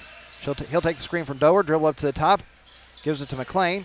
McLean dribbles to the left. He dribbles toward the corner, pulls up for the jumper, no good, and the rebound controlled by Nettleton. Good shot there by Ryder off a set play that from Mountain Home. But just real quickly, here's Nettleton back with a layup on the other end. Back quickly, Pigram. very quickly, Pregame gets the lay in. He gives Nettleton the first advantage. 2-0 our score. 7:26 left in the first quarter. This is one team, Nettleton, that's one thing that Mountain Home does a good job of. This is a team that we've seen in our junior high conference for the last, however many years we've been in it. That's part of our conference. So we've seen the athleticism. We're used to it. Can we handle it tonight, though? Well, Nettleton comes up with a steal, but then they turn right back over. Here's Bickford back the other way, going into the lane. Now gives it to Dewey in the lane for the layup. Good, and we're tied. Yeah, great job there by Kai by drawing both defenders. Dewey did a good job running the floor with his hands up looking for the ball. 2-all our score. 6:54 left in the first quarter. Here is Thomas into the front court. Gives over on the left side to Pregame. Back up to Thomas. Over on the right side now to Moten. Now to Pregame in the right corner. His three-pointer is up and in. And big boy can shoot. Yes, he can. He has 5. Talked about him being a football player. He looks like a football player. He sure does. He's a big old boy. Strong boy. He has all 5 of Nettleton's points. 5-2 our score. 6:27 left in the opening period. Here's Bickford with it. Dribbles to the left side. Going into the lane. Going in for the scoop. Layup. Good. Kai Bickford with his first 2 points of the night. Nice little hesitation move there by Kai. Nice little left-hand finish at the rim. 5-4 Raiders up. 6:13 left to play in the opening period. Ball goes over on the right side to Smith. He will give it to Pregame in the paint. Now kicks it out to Thomas. Now back to Smith. His three-pointer will not go. Pregame gets the offensive rebound. He goes back over. Is he going to be tied or is that going to be a foul? Nope, they're going to get a foul. They're going to get Robert Dover with his first personal foul. Team foul number 1 against Mountain Home. So it's going to be a 2-shot opportunity for Jordan Pregame with 6 minutes left to play in the opening period. Yeah, Coach Fulcher's asking for a jump ball right there. It was pretty close, whether it was a jump ball or not. They're going to call it on the floor. Oh, they are going to call it on the floor. Well, Robert Dover's checking out of the game as he'll be replaced by Hagen Robb. Inbound pass goes to Smith, and he loses the ball off his foot, and he's going to go out of bounds. It's going to be a backcourt violation, and that'll be Nettleton's second turnover of the night. So Dover had to come out. He's got a little something coming up, whelp or something coming up on his arm right here. Yeah, I really am surprised they called that on the floor. Anyways, inbound pass goes to Bickford in the backcourt. He gets it across the timeline, gives it over to Dewey on the right side. Now Robb has it up the top. He's going to try an alley-oop pass to Dewey. He cannot get it. It goes out of bounds, and that will be Mount Home's second turnover of the night. 5:41 left to play in the opening period. Nettleton gets the ball back, leading 5-4. Here is Moten giving it into Thomas, who gets into the front court. Almost lost the handle of it. Now Smith has on the right side. Cross court over to Moten. He's going to drill to a low block, and it's called for the charge. Yeah, good job there by Ryder stepping in. Coach Fulcher giving him a fist bump right there, but good job Ryder staying in right there and drawing the offensive foul. That'll be Moten's first personal foul, team foul number 1 against the Raiders, and their third turnover of the night. 5:28 left to play in the opening quarter. Inbound pass goes to Bickford. So full court man for Nettleton as they're up by a point. Bickford has the ball knocked away, but Ryder McLean's there to get it. McLean will pick up his dribble, gives it to Robb in the paint. He's going to go in for the layup. A little strong, no good, and the rebound's controlled by Pregame. Back come the Raiders. Yeah, great footwork there by Hagen. Just couldn't get the shot to go down. Here is Smith with it. He's going to pull up in the lane for the jumper. No good. And Dewey gets Mount Home their first board of the night.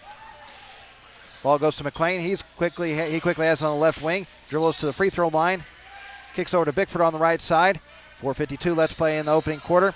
Bickford's going to drill toward the corner, kicks it to Rob. Finds Dewey in the paint. He puts up the jumper. Good, and Mountain Home has their first lead of the night.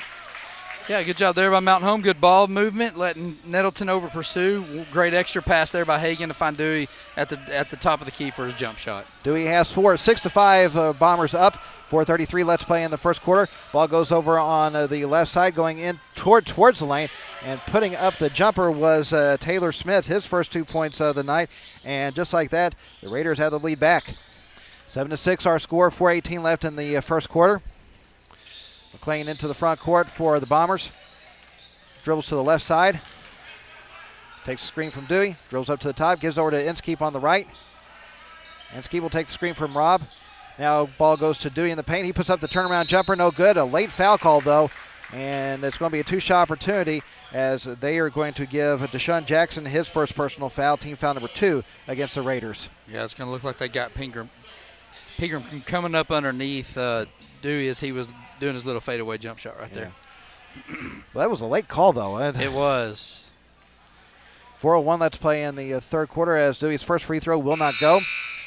McGee Harris checking in for the first time tonight for Mountain Home as Coben Inskeep will take a seat. So one more free throw for Dewey to shoot to try to give us our second tie of the night. Second shot is up, and he gets it. He now has 5. We're knotted up at 7 with 4 minutes left in the first quarter. Here is Thomas into the front court, gives it over to Smith on the right side to Pigram at the elbow. Has almost had the ball knocked away, but he's able to find Moten into the lane for the reverse layup. Good, and Nettleton's back on top. Yeah, great little bounce pass right there to Moten, and Pigram had a really good pass and hit him. Good finish there by Moten, opposite side. 9-7, Nettleton up. 3:34 left in the opening period. McLean throws over to Harris on the right side. He'll take the screen from Rob as he drills toward the elbow. Kicks over to Bickford on the left wing. Bickford will dribble up to the top, dribbles to the free throw line, gives it to Dewey. He dribbles to the elbow, kicks it back up top to Bickford. 10 seconds left on the shot clock. Bickford dribbles to the left wing, dribbles to the corner. He's going to pull up for the jumper. No good, and the rebound is controlled by Nettleton. Pilgrim's quickly back the other way, going into the lane for the layup. Good. Pigram now with 7 on the night. 11-7, Raiders up. 3 minutes left in the first quarter. He's got 7. He's probably assisted on, I know, at least 2 more, and then offensive rebound probably led to the other. Right now, Mountain Home doesn't really have an answer for him. No, they don't. Here is Bickford with it. He's going to dribble to the low block. That goes out to the corner and finds Rob in the lane by himself. Can't get the layup to go, and the rebound is controlled by Jackson. That's 2 point blank shots there by Hagan. Just can't quite get it to go down. And back the other way. Another offensive foul is going to be called on Nettleton. Yeah, Kai Bickford standing in there taking the offensive foul. Good job. They're going to give Jamari Thomas his first personal foul. 13th foul against Nettleton, and that's their 4th turnover of the night. Robert Dover's coming back in for the Bombers as Hagan Robb will take a seat. 2:33 let's play in the first quarter. It is a 4-point Raider advantage. Inbound pass goes to Dewey. They'll give it back to McLean. It's a full court man for Nettleton. McLean across the timeline. Dribbles to the right side. Gives it to Dover at the free throw line. Over to Bickford on the left wing. He drills up to the top. Now over to Harris on the right side. He's going to try for the three-pointer. Will not go. And Jackson gets the rebound for the Raiders. He will throw it out to Moten. Moten's going to drill into the lane, going in for the layup. He'll be fouled on the way up and head to the free throw line with 2:06 left to play in the opening period. That's going to be 2 on Dover here. Yep. So Robert Dover does pick up his second personal foul, second team foul against the Bombers. So he'll be coming right back out after the first free throw by Moten. Moten has 2 so far this evening. First shot is up. Good. Rob Blaine Tate and Levi Uchman all coming in for the Bombers as Robert Dover, Ryder McLean, and Kai Bickford all head to the bench. So one more for Moten to add to what's now a 5-point lead for Nettleton. Second shot is up. No good. He gets 1-2, and the rebound comes to Dewey. I think Moten wins the award for the most dribbles at the free throw line. 7 or 8 dribbles there. 12-7, Raiders up. Less than 2 minutes left to play in the opening quarter. Here's Harris with it. Gives it to Tate on the right side. Tate's going to dribble up toward the top, finds Dewey. He's going to pull up for the three-pointer. No good, and the rebound's controlled by Jackson, and back come the Raiders. Here is Smith with it on the right side. He's going to drill towards the lane. They'll lose the handle of the ball, and unfortunately Harris touched it last as it goes out of bounds, and Nettleton will keep it with 1:38 left in the opening quarter. That ball came flying through off of was it Taylor's hands, I think, and then McGee had his hands up. He tried to pull them back, but just caught a glimpse of it there as it went out of bounds. Pregame will give it up top to Moten. Moten's going to dribble into the lane. Now he loses the handle of the ball as he was looking to go in for the layup, and it's going to go out of bounds. That will be Nettleton's 5th turnover of the night. We've talked all night about Pregame, but I tell you what, Deshaun Jackson, he's doing a good job on the boards for Nettleton too. He is, yeah. We talked about him being 6'6", and he's using his frame to get in there and get rebounds. Levi Uchman gets the ball in the right corner. His three good. Uchman with his first 3 points of the night. Back to a one-possession game, 12-10. Nettleton up with 1:08 left to play in the opening quarter.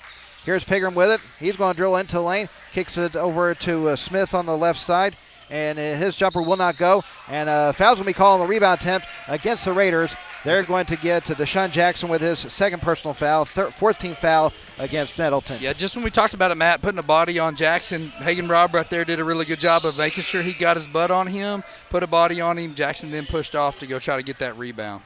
Braylon King is going to check in as Jackson takes a seat. King is a 5'9" senior for the Raiders. Inbound pass goes to Tate. Mountain Home with a chance to tie or take the lead on this possession. They were down by 5 a little bit ago. Here is Tate with it. He's going to lose the handle of the ball, get it back though. He gets it to Harris on the left side. He's going to drill into the lane. He loses the handle of the ball. Rob's there to pick it up and put up the layup. Good. Just like we draw it up, right? Two guards lose the handle of the ball, get kicked around, go to the other one, right to Rob for the layup. I think what do they call that play? I think they've been working on that in practice maybe. They call it whoops. Yeah. Here is Pregame throwing it over on the left side. King is the three-pointer, will not go. Offensive rebound for Smith as he puts it back up and in. 14-12, the Raiders back up with 16 seconds left to play in the opening period. Here is Dewey with it. He's going to drill to the right corner. Now he's going to pull up for the jumper just outside the lane. No good. And the rebound's controlled by Nettleton. They are quickly back the other way as an alley-oop is thrown. They cannot finish it, though. Ball's knocked around, though. King's going to get the offensive rebound. He puts it back up. He can't get that to go. Another offensive board, and I think they're going to... Oh, no way. Oh, wow. They gave Nettleton the basket. It looked like they didn't beat the buzzer, but the officials are going to say they did. Wow, that is fortunate. So that's going to be 5 on the night for Moten, and it's going to be a 2-possession lead for Nettleton at the end of the first quarter. After 8 minutes of play, it is Nettleton leading Mountain Home 16-12. You're listening to Bomber Basketball on Classic Hits 101.7. Dr. Wynn Moore at Baxter Health's Bone and Joint Clinic supports our Bomber basketball players as they train and practice to bring their best effort into every game. And it's not only the technical skills and strategies of the game they're learning, the life skills these young athletes are developing will enrich their lives far into the future. Dr. Moore applauds the teamwork, motivation, persistence, and pure joy of the game evident each time you take to the court, and wishes you the best for a winning season. There is no one that knows the Twin Lakes area better than a local realtor. Local realtors know all the best neighborhoods. A local realtor can find the best properties that fit into your local search criteria and when it comes to real estate. Baxter Real Estate Company is the name all locals know. As part of the Twin Lakes community, Baxter Real Estate Company has local realtors who not only love this area, but truly know it too. When you need a real estate company, you need Baxter Real Estate Company, the Twin Lakes area's best choice for local realtors.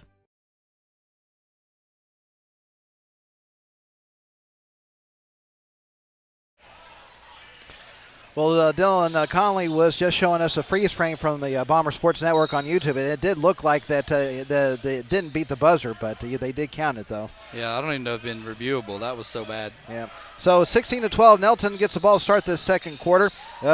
Smith has the ball knocked away. McLean comes up with a steal as Bickford has it now, and they have a chance to cut to one possession once again. Here's McLean in the left corner. His three-pointer's up and in. Yeah, you love to see it right there. Ryder on the floor diving to get the extra possession for Mountain Home. Coming down and hitting the three on the other end. Good job there. 16-15, Nettleton up as we're 30 seconds into the second quarter. Here is Thomas with it. Ball goes over to Smith. He's going to put up the jumper. No good. Offensive rebound for Nettleton, but they lose the handle of the ball, and Mount Home comes up with a steal. And now the Bombers turn it right back over. And back the other way. Pigram's going to go into the lane for the layup. Good. He has 9. Wow, he's agile right there for the big man with a little Euro step off the glass. 18-15, Nettleton up. 7 minutes left in the half. McLean into the front court. Nettleton backs off the press now. McLean will take the screen, drill to the right side.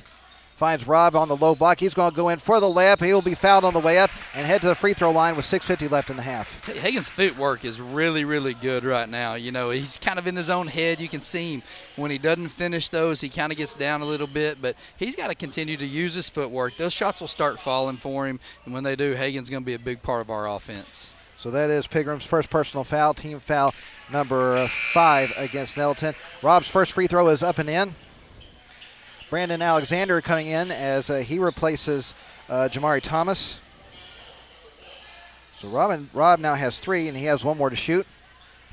Second shot is up, and he gets both. He now has 4. And that's what you do right there. If you're having trouble finishing, you go through contact and go make them at the line.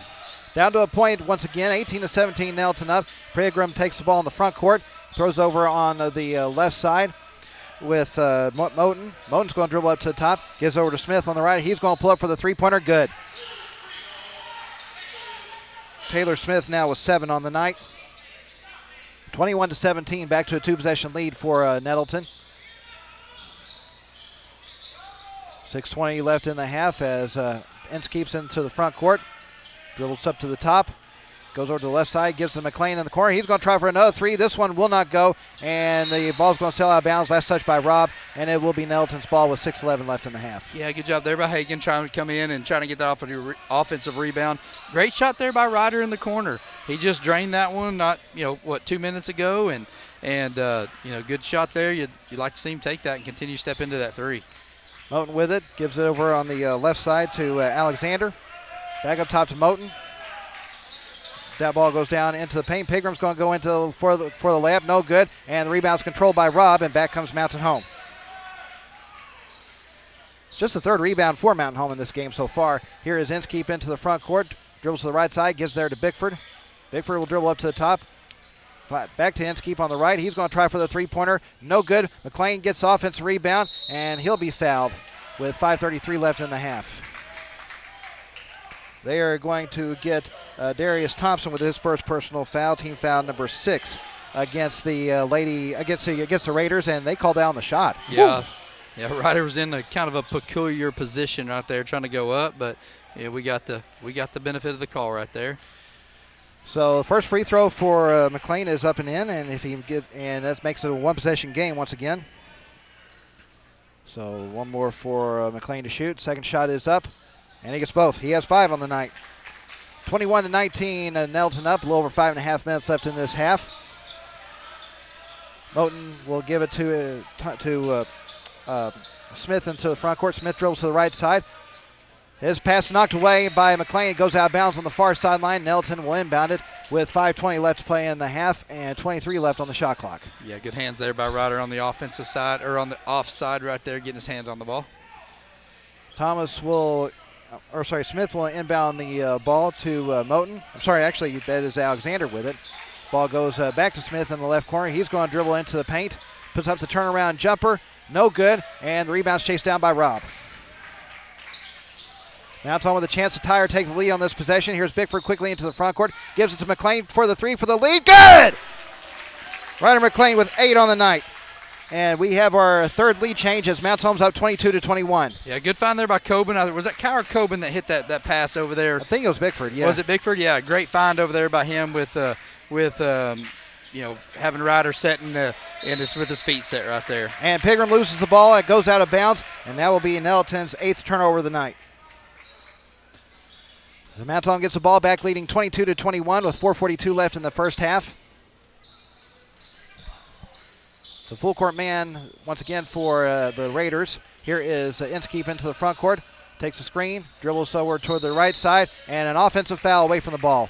They're going to get Hagen Robb with the illegal pick. That's his first personal foul. team foul number 3 against the Bombers, and their 4th turnover of the night. Yeah, he did a good job up there on the initial screen, but then what he did is he slid down the lane. As he slid down the lane, he kind of took out 2 Nettleton guys with him.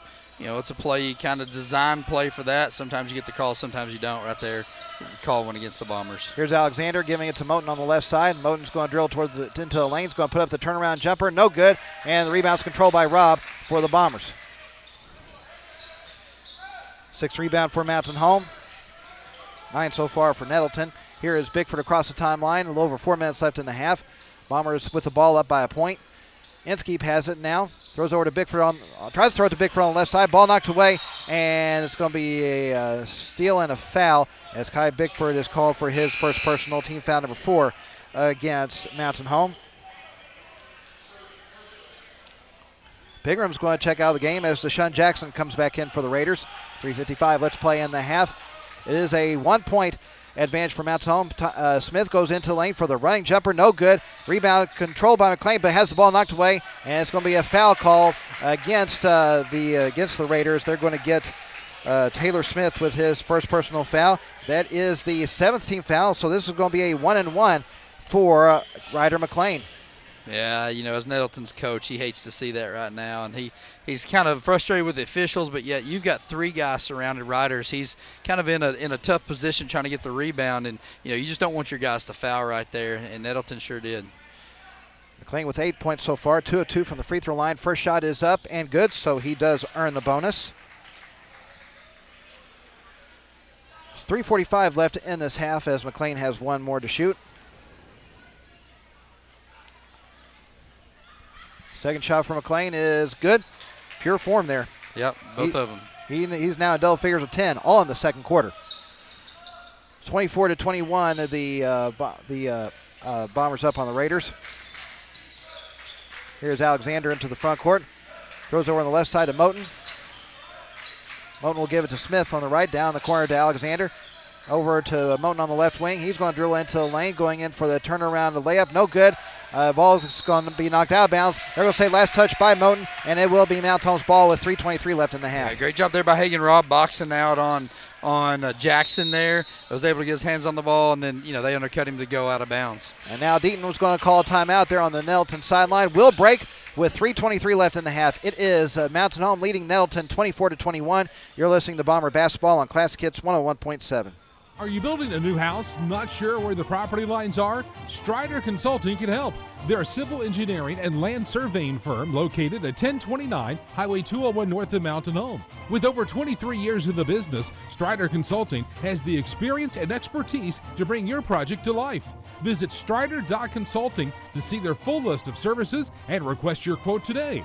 Strider Consulting is a proud supporter of Mountain Home Bombers athletics. Strider Consulting, engineering our future. United Country Real Estate of Mountain Home is the largest seller of rural real estate in the United States. With United Country, you'll find trust and integrity, integral parts of their high standards. As a seller, you'll benefit from United Country's unique and proven marketing system. You owe it to yourself to call the #1 team in the nation today at 425-3820. United Country Real Estate, proud supporters of our Mountain Home Bombers.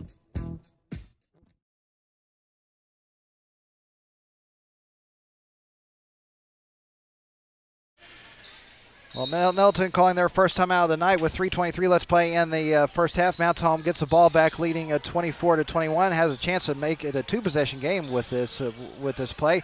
Here is Dewey into the front court. Kicks up top to McLean. He's going to try for the 3 there at the top. Good! That's a way to do it right there. Nice little press break there by the Bombers, leading into a step-in 3 by Ryder. He now has 13 all in the second quarter. Mountain Home up 27-21 with 3 minutes left to play in the half. Now Smith's going to try to answer with a 3 of his own, and he does. He's now double figures with 10.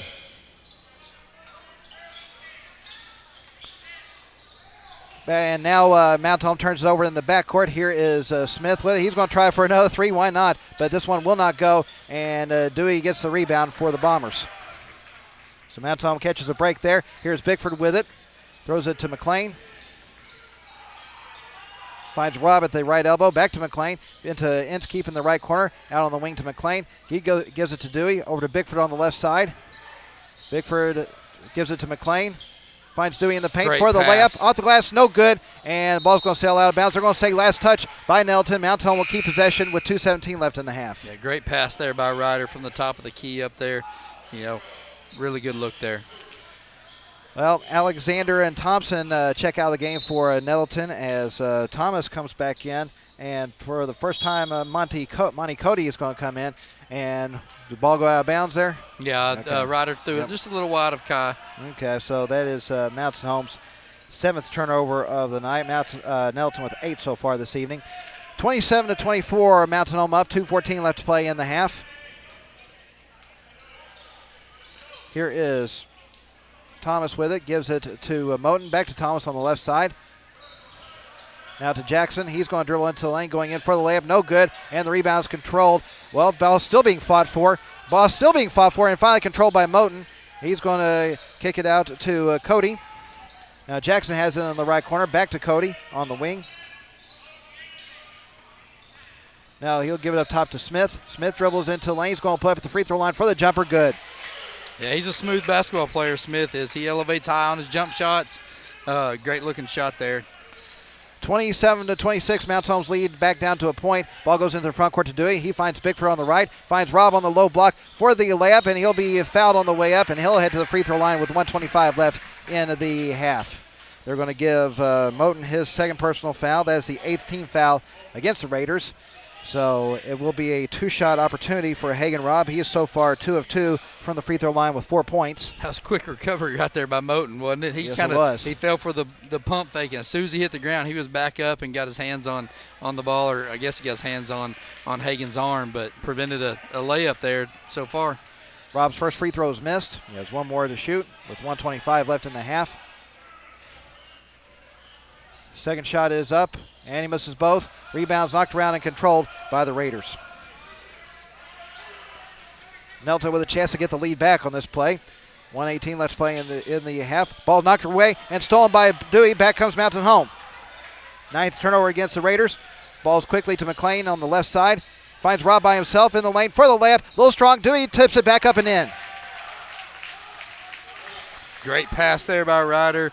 The finish by Dewey, staying with it on the offensive board and putting it back in. He now has 7 on the night. 29-26, Mountain Home up. 54 seconds left in the half. Ball goes over on the right side to Cody. Now up near the top to Thomas. Thomas going to go down into the lane, going in for the layup. No good. Rebound knocked around and controlled by Robb. Back on the Bombers. Here is Bickford with it on the right side. 7-second difference between the shot clock and the game clock. Here is Bickford dribbling to the free throw line, pulling up for the running jumper off the glass and in. What a shot by Bickford. Yeah, I don't know if it's the advice shot that Coach Forcher was wanting, but when it goes in, it's a great shot anytime. One of those like, no, we don't. No, oh, no, that's a good great one. Shot, Great shot, yeah. 31-26, Mountain Home up. 15 seconds left in the half. Shot clock is off. Kai's dad's looking up here at me right now going, no, it was not a good shot. Here is Thomas. Losing the handle of the ball. Mountain Home comes up with a steal. 6 seconds left. Ball goes to Inskeep. Oh, and Inskeep mishandles the pass. And the two teams exchange turnovers as the ball goes out of bounds. Mountain Home just got to play good defense right here and not let that hurt them right there. We had a run out and was able to maybe get the extra 2 points here and steal some before the half. We just don't need to give up 2 right here. Nettleton bringing in some. Pregame comes back in, and for the first time, J.D. Allen comes in for the Raiders. 3.7 seconds left. Inbound pass goes to Thomas. He's quickly into the front court. He's going to pull up for the 3 near the top, and no, will not go, and we've reached the end of the first half. Mountain Home will go into the locker room up 5. So you're like, boy, what an effort for Mountain Home in that second quarter. Yeah, great effort right there by the Bombers, and extend the lead up to 5 points right here before the end of the half. And it's going to be Nettleton's ball. It looks like maybe coming out the second half. So I believe so.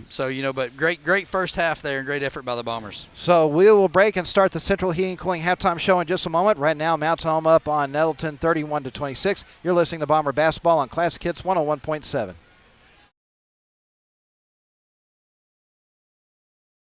Materials has earned a reputation for producing industry-leading high-quality results. They have the experience and equipment to perform each project quickly, safely, and cost-efficiently. Privately owned and operated, White River Materials prides themselves in quality work with the customer's best interest in mind. If you need limestone or concrete products or someone to do the job correctly the first time, give White River Materials a call today at 425-3431 or 425-4510. ASC Warranty is proud to support the Mountain Home Bombers. ASC Warranty provides dealers with vehicle protection plans for any vehicle in their inventory. ASC Warranty's greatest assets are the people that make up the ASC team. The work ethic and dedication to consistently superior services provided by all of their employees are second to none. ASC Warranty is proud to say the Bombers have the same values. ASC Warranty is one of your biggest fans. They will be cheering you on every step of the way. Go Bombers! Dr. Wynn Moore at Baxter Health's Bone and Joint Clinic supports our Bomber basketball players as they train and practice to bring their best effort into every game. And it's not only the technical skills and strategies of the game they're learning, the life skills these young athletes are developing will enrich their lives far into the future. Dr. Moore applauds the teamwork, motivation, persistence, and pure joy of the game evident each time you take to the court, and wishes you the best for a winning season. There is no one that knows the Twin Lakes area better than a local realtor. Local realtors know all the best neighborhoods. A local realtor can find the best properties that fit into your local search criteria and when it comes to real estate. Baxter Real Estate Company is the name all locals know. As part of the Twin Lakes community, Baxter Real Estate Company has local realtors who not only love this area, but truly know it too. When you need a real estate company, you need Baxter Real Estate Company, the Twin Lakes area's best choice for local realtors. Hi, this is Big Box Brad, inviting you to come see us at Brad's Big Box Emporium. Brad, we've gone over this before. You're not a big box store. I mean, we have so many big TVs and big grills here, and they all come in big boxes. Still not a big box store. Folks, come see our Traeger grills, Vision grills, and the huge Samsung TVs and our other big boxes. Just give them the website, Brad. BigBoxBrad.com. No. Okay. Brad'sTV.com, next to Walmart, Mountain Home. Community banking means investing in our community. At Centennial Bank, we invest our time and energy in helping our friends and neighbors grow, explore possibilities, and achieve their dreams. We proudly sponsor the student athletes of the Mountain Home Bombers. So whether you're in the game or in the stands, we support the things that mean the most to you because you mean the most to us. We're Centennial Bank, Arkansas's community bank, member FDIC. Use the smile to change your world, but don't let the world change your smile. Coleman Family Dentistry is a proud supporter of the Mountain Home Bombers. A family-friendly dental office providing the state-of-the-art clinic, Coleman Family Dentistry is dedicated to you, your health, and especially your smile. With locations in Mountain Home and Cotter, there's every reason to book your appointment today. Call 870-424-4670. Go Bombers.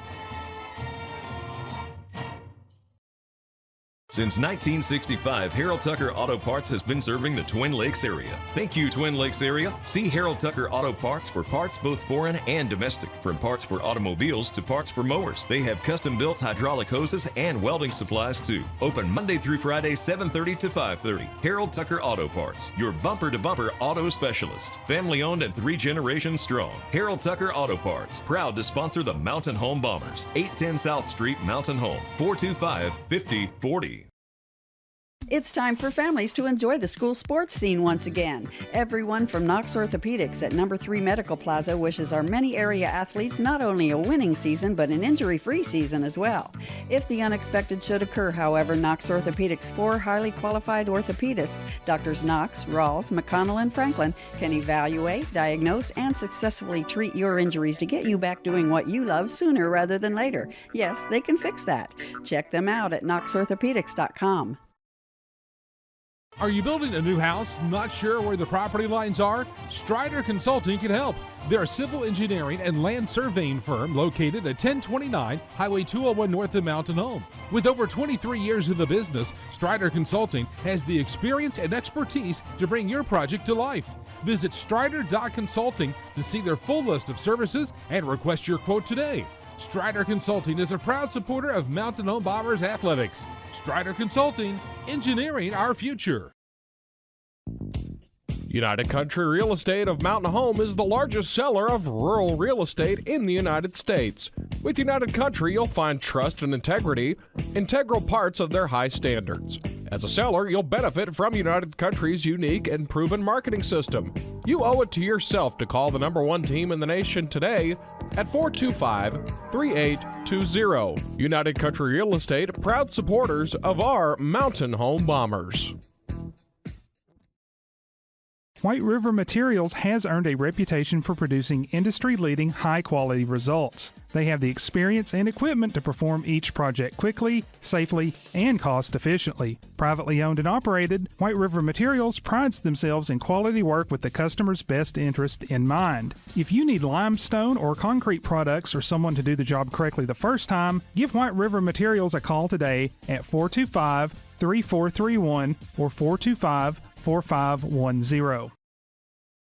ASC Warranty is proud to support the Mountain Home Bombers. ASC Warranty provides dealers with vehicle protection plans for any vehicle in their inventory. ASC Warranty's greatest assets are the people that make up the ASC team. The work ethic and dedication to consistently superior services provided by all of their employees are second to none. ASC Warranty is proud to say the Bombers have the same values. ASC Warranty is one of your biggest fans. They will be cheering you on every step of the way. Go Bombers!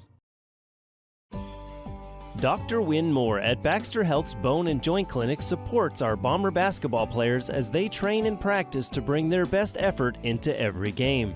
And it's not only the technical skills and strategies of the game they're learning, the life skills these young athletes are developing will enrich their lives far into the future.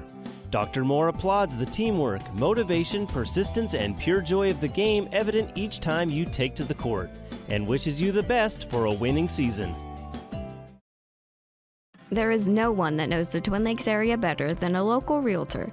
Local realtors know all the best neighborhoods. A local realtor can find the best properties that fit into your local search criteria and when it comes to real estate.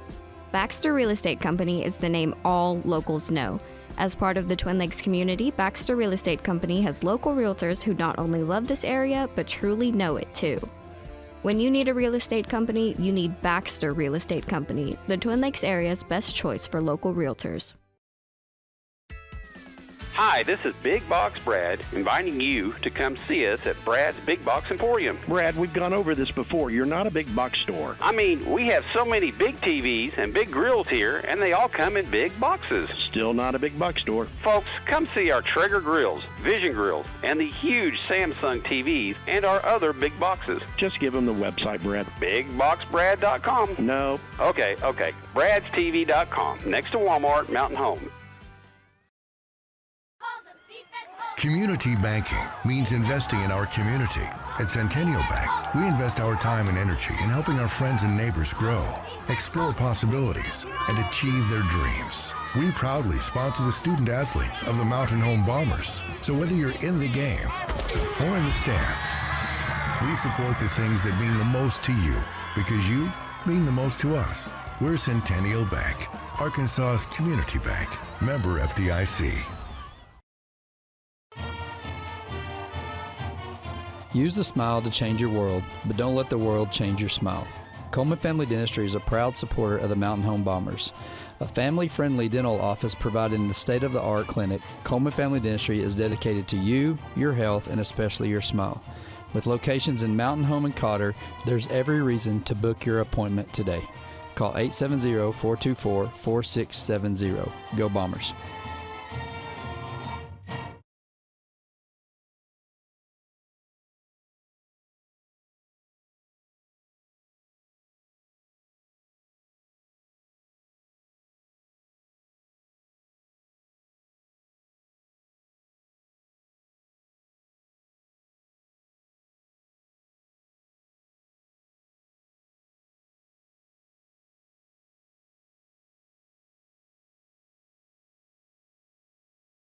Well, Mountain Home got the ball to start this second half. Robert Dover gets the ball and loses his hand, but gets it back, but throws it right into the hands of a Raider. And so Mountain Home's first possession of the half ends up in a turnover.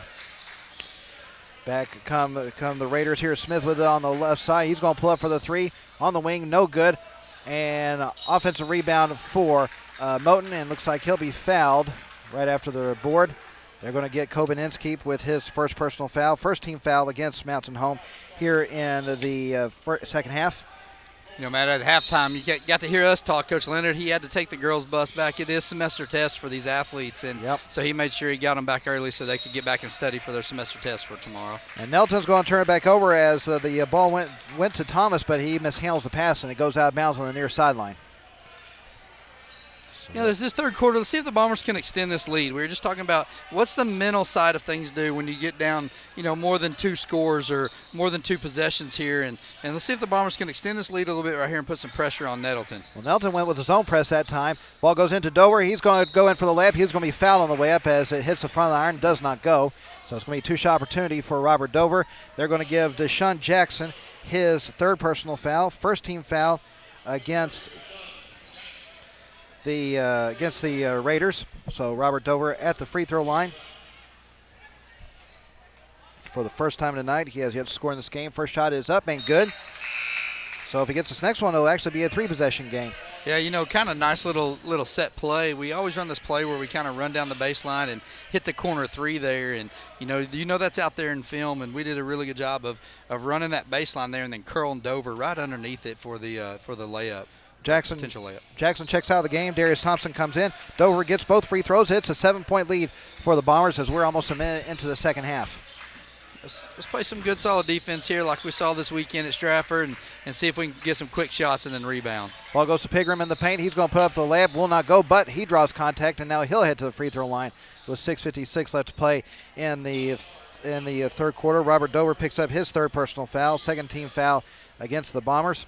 So it will be a 2-shot opportunity for Jordan Pigram. This will be his first trip to the line tonight. First shot is up and good, so he's now in double figures. And that makes it a 2-possession game once again as well. Dover's going to check out of the game with his third foul, and as Hagen Robb comes back in. 6:56 left to play in this third quarter as Pigram has one more free throw to shoot.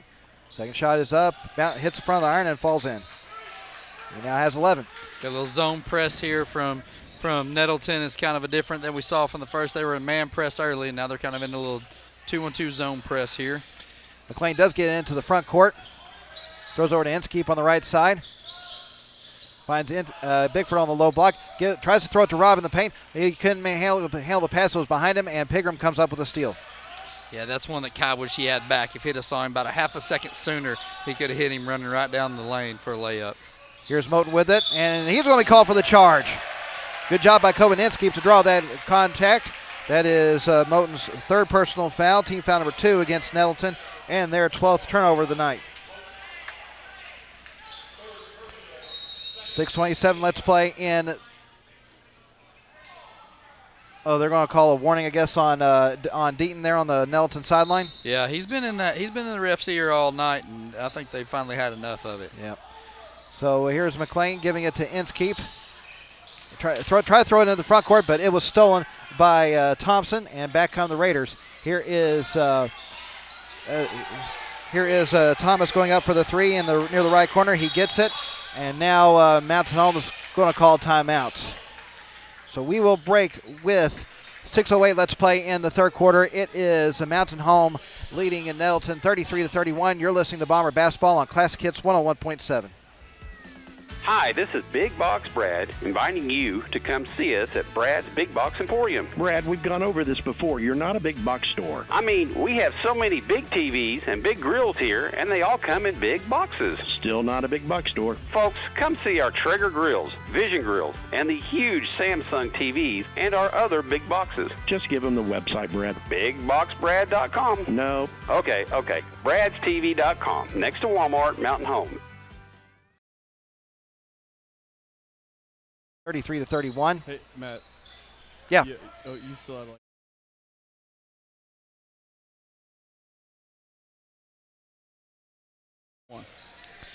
All right, so we are back here at Nettleton High School here in Jonesboro. Mountain Home's lead cut to one possession, 33-31 with about 6 minutes left in the third quarter. Here's Inskeep with it on the right side. He gives up top to Rob, over to Dewey on the left side. Now Bickford has it there on the wing. He gives up top to McLean. He's going to pull up at the free throw line for the jumper. No good. Rebound knocked around and controlled by Bickford. Mountain Home will set back up.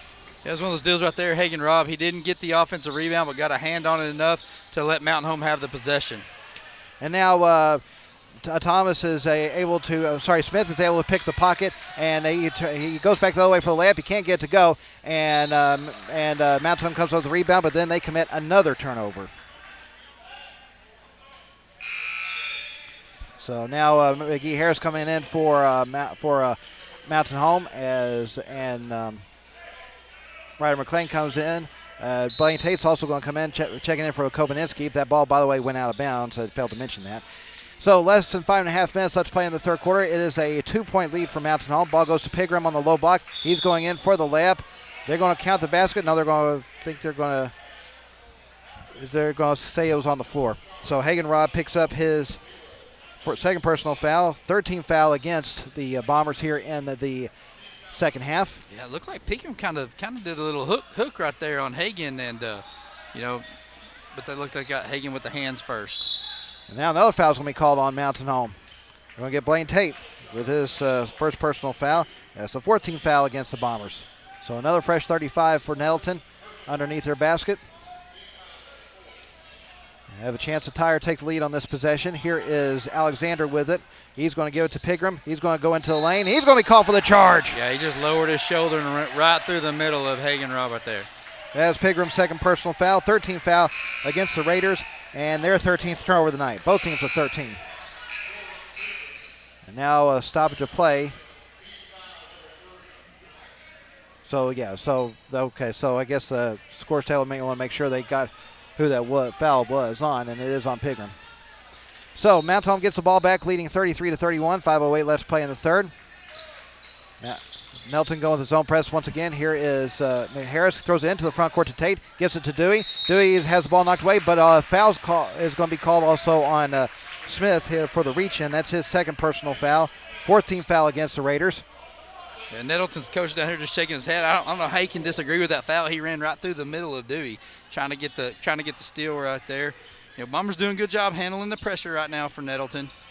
4:59 left to play in the third. Mountain Home with the ball and the 2-point lead. Bickford has it up top. He's going to dribble over to the right side. Now goes back to the top, drills to the left elbow, pulls up for the jumper. Good. That's Kai's shot right there. He loves to get to that elbow, pull up little jumper right there. Sweet little shot there by Kai. He now has 6. Mountain Home's lead back to 2 possessions, 35-31 our score. Here is Thomas with it. He drills up to the top, gives over to Smith on the right side. Smith will try to throw it down on the low block. Ball knocked away, but a foul's going to be called against Mountain Home as well. I believe they're going to get robbed with that one. That is his third personal foul. 15th foul against the Bombers. He's going to come out of the game as Robert Dover comes back in. Yeah, they're just going to swap Hagen and Dover right now to use fouls and bodies against that Nettleton's bigs.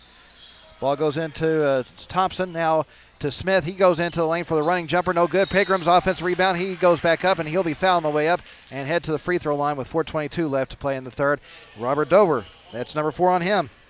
Number 6 against Mountain Home here in the second half.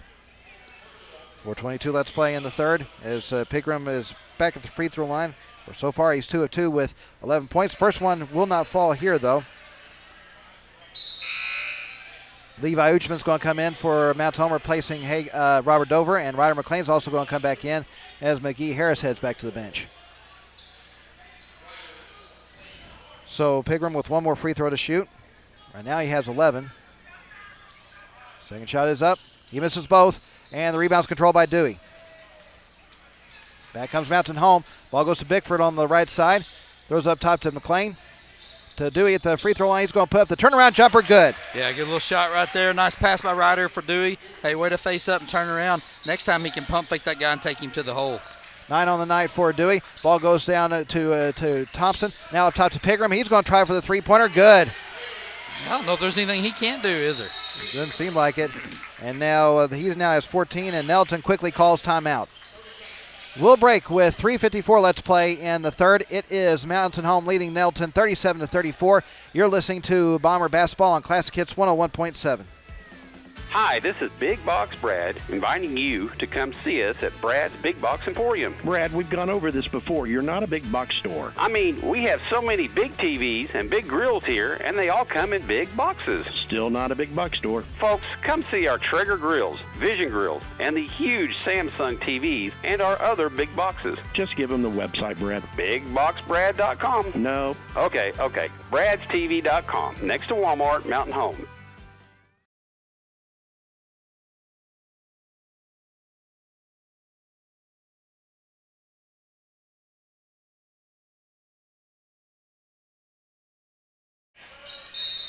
Well, Nettleton taking the timeout right after Pregame hits the three-pointer to cut to a one possession. 37-34, Bombers up with less than 4 minutes left to play in the third quarter. Here is Bickford with it as Nettleton's going with the full court man. Bickford does get it across the timeline. Now gives up top to Tate. Over to Uchman on the left side. Uchman will give it to Dewey. Ball goes back to Uchman, to McLean in the left corner. He's going to put up the three-pointer. No good. Rebound is knocked around, and it is going to be controlled by Thompson. Back comes Nettleton. Here, ball goes to Pregame in the paint. Now it kicks it out to Thomas. He goes in for the running jumper. Good. He now has 5. Down to a 1-point game now. 37-36, Mountain Home up. 3:13 left in the third. McLean into the front court as Mountain Home breaks the press. He's going to go in for the layup. Good. Yeah, nice little ball fake there by Ryder, and got the defender to commit and was able to take the ball in for the layup. He now has 15. 3 minutes left to play in the third. Mountain Home up 39-36. Back the other way. Mountain Home knocks the ball away, goes out of bounds, and it will be Nettleton inbounding it on the baseline with 2:55 left to play in the third. 25 seconds left on the shot clock. Inbound pass goes to Smith. He dribbles into the lanes, going in for the kind of the hook shot. Gets it. Taylor Smith now with 14. 39-38. Bombers up. 2:43 left to play in the third quarter. Mountain Home has the ball knocked away. McLean throws it right into the hands of Thompson. He'll give it to Smith, who's back the other way for the one-handed slam, and with that, Nettleton is back on top. Yeah, just kind of got out of control here on the offensive end.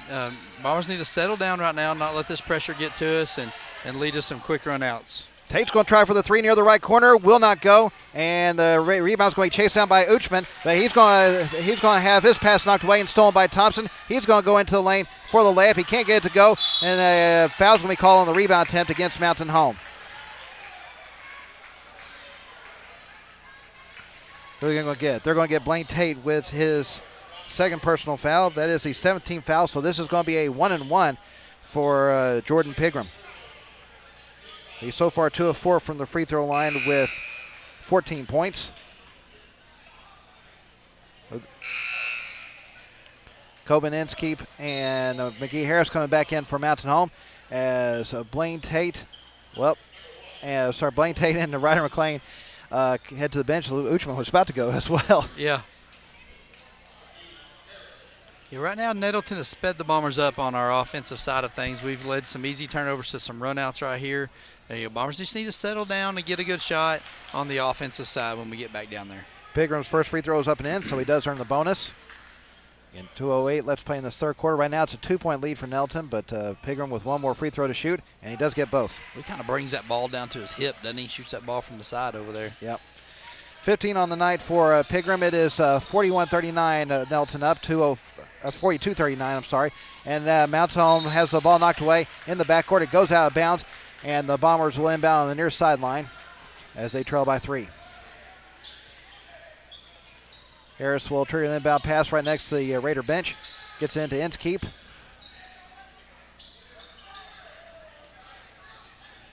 Inskeep will get it into the front court. Dribbling on the right wing. Takes the screen from Uchman. Now he'll give it to Harris. Harris will dribble up to the top. Throws over to Bickford on the left side. Bickford takes the screen from Dewey. Dribbles up to the top. Gives it to Uchman. Over to Inskeep on the right side. Down to 3 to shoot. Inskeep dribbles into the corner. He's going to have to put up the shot. It will not hit anything, and that will be a shot clock violation and be Mountain Home's 16th turnover of the night. Yeah, Coben tried to get his defender up in the air and draw the foul there. Honestly, good job by the officials not bailing Coben out. Mountain Home's got to be aware of that shot clock. They had Dewey sealed down low. Need to get that ball down low with a mismatch. Moten comes back in, replacing Darius Thompson. 1:23 left to play in the third quarter.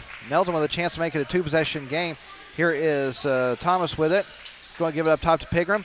Pigram's going to dribble into the lane, going in for the layup. He's going to be fouled on the way up and head back to the free throw line with 1:13 left to play in the third. Braden Dewey picks up his first personal foul. That is the 8th team foul against the Bombers here in the second half. Yeah, quick first step right there by Pigram. So Pigram at the line for another two-shot opportunity. First shot is up and good. So that does make it a two-possession lead for the Raiders. Thompson's going to check back in as Moten heads back to the bench. And now Ryder McLean's going to come in from Mountain Home as Levi Uchman will take a seat. So one more shot for Pigram. Second free throw is up, and he gets both. He now has 17. 44-39, the Raiders up. 1:13 left to play in the third. Inskeep quickly into the front court. Sorry. Ball goes to Bickford up top. He dribbles over to the left side.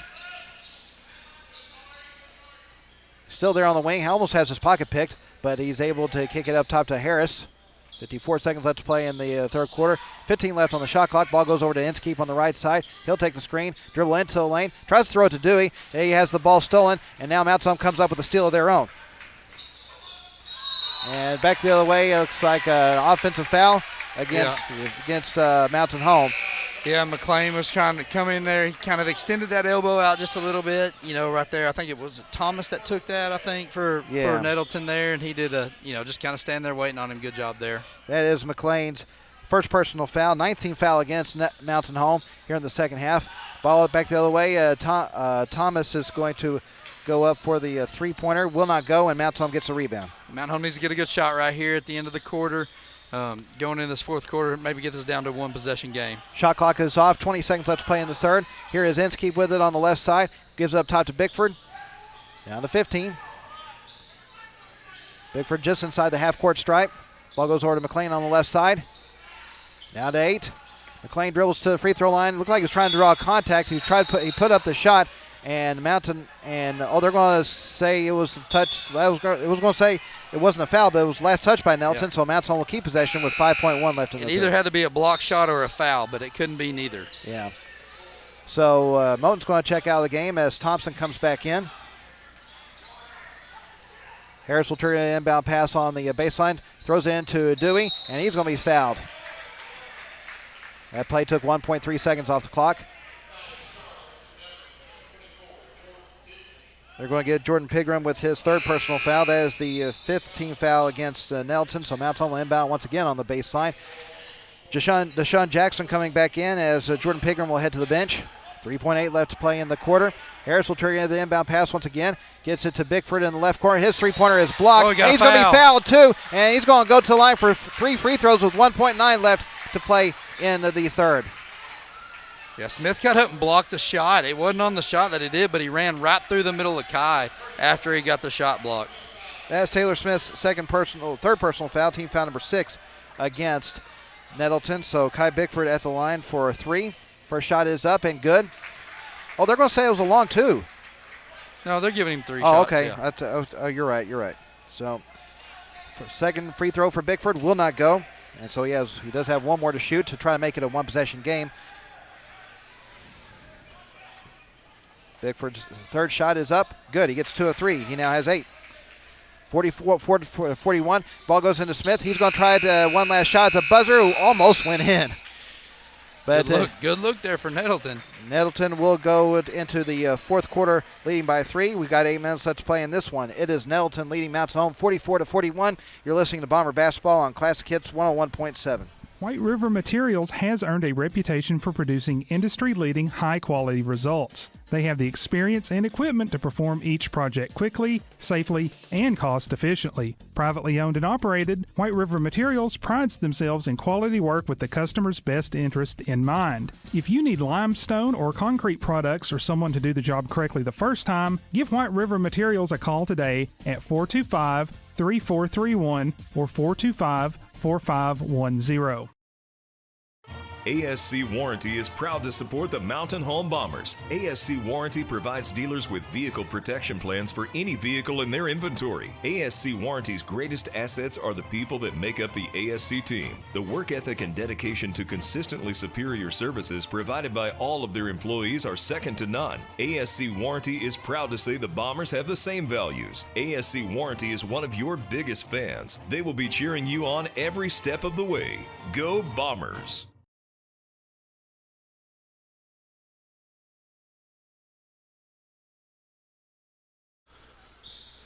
Well, it will be Nettleton's ball to start this final period as they lead Mountain Home 44-41.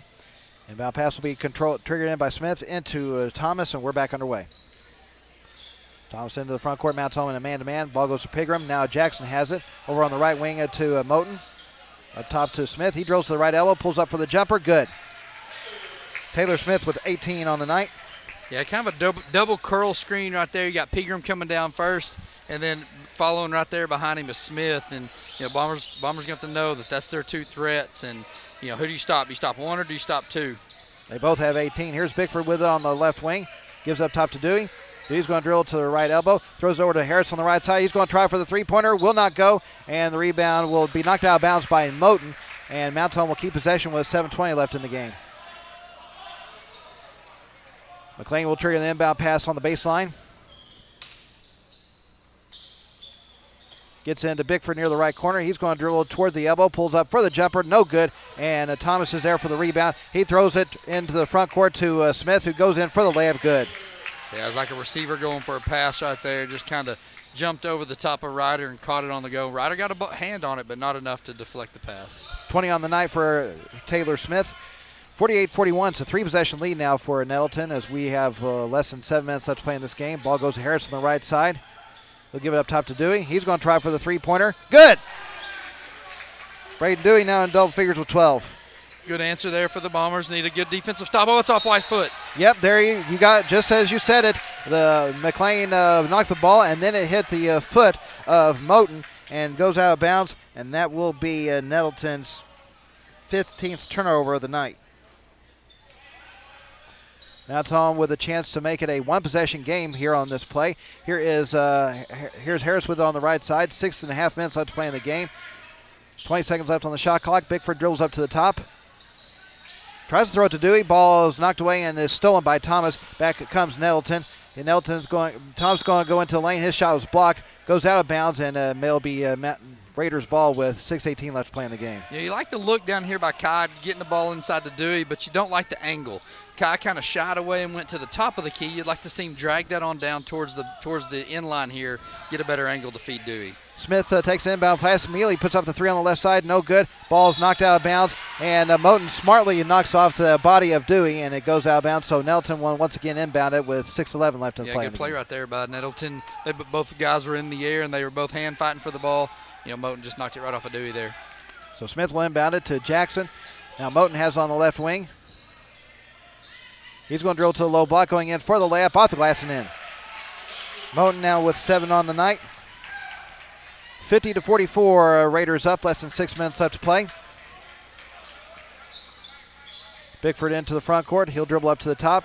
Goes over to the left side, gives it there to McLean. McLean takes a screen, dribbles up to the top. Now gives it to Dewey. Dewey's going to drill to the low block, going in for the layup. Rolls around, falls out. Offensive rebound for Rob. He puts it back up and in. Yeah, Hagan right there on the spot there, going after that offensive rebound. Great job by him. He now has 6. 50-46, the Raiders up with 5.5 minutes left. Thomas has it up top, gives over to Smith on the left side. Almost lost the handle of the ball, but is able to get it back out to Thomas. Very near the half-court stripe. Over to Moten.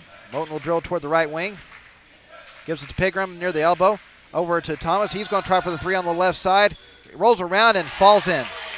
Well, that's the shot you want if you're Mountain Home. You know, Nettleton taking. They got the friendly bounce on the iron for it to fall there. He now has 8 on the night.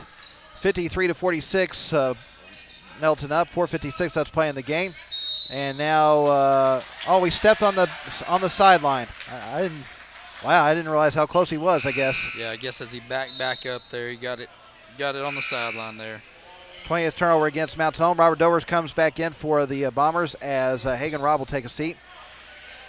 Dover will need to be careful. He comes back in with 4 fouls. Yeah, and his foul-to-minute ratio is probably not great right now. I don't know how many minutes he's played. It hadn't been a lot, but he's got a lot of fouls. So see if he can beat and bang down low with those bigs from Nettleton without picking up a foul.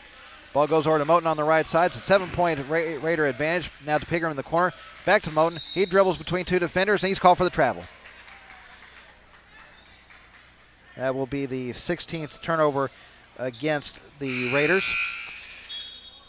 Alexander and Thompson come back in for Nettleton as Jackson and Moten will take a seat. 4:38 left to play in the game. Bombers get the ball back, trailing 53-46. Bombers need a score right here.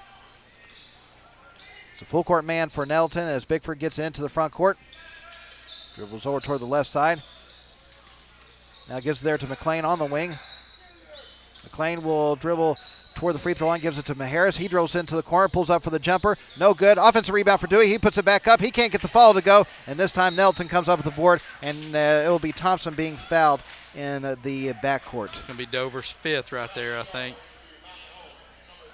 Yep, it sure is.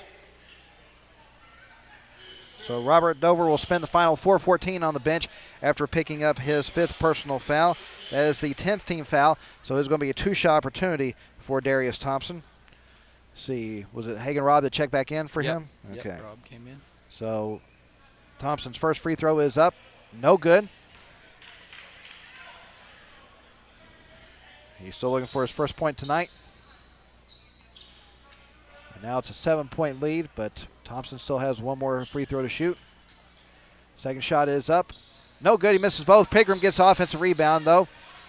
And he goes back in for the layup. No good, but he draws contact, and he'll head to the free throw line now. Yeah, Pregame just wanted that ball right there more than the Bombers did. He went and got it, and then once he got on the block, he went right through the middle of our defenders and got the chance to get to the free throw line here. Brayden Dewey picks up his 2nd personal foul. Again, Nettleton already in the double bonus.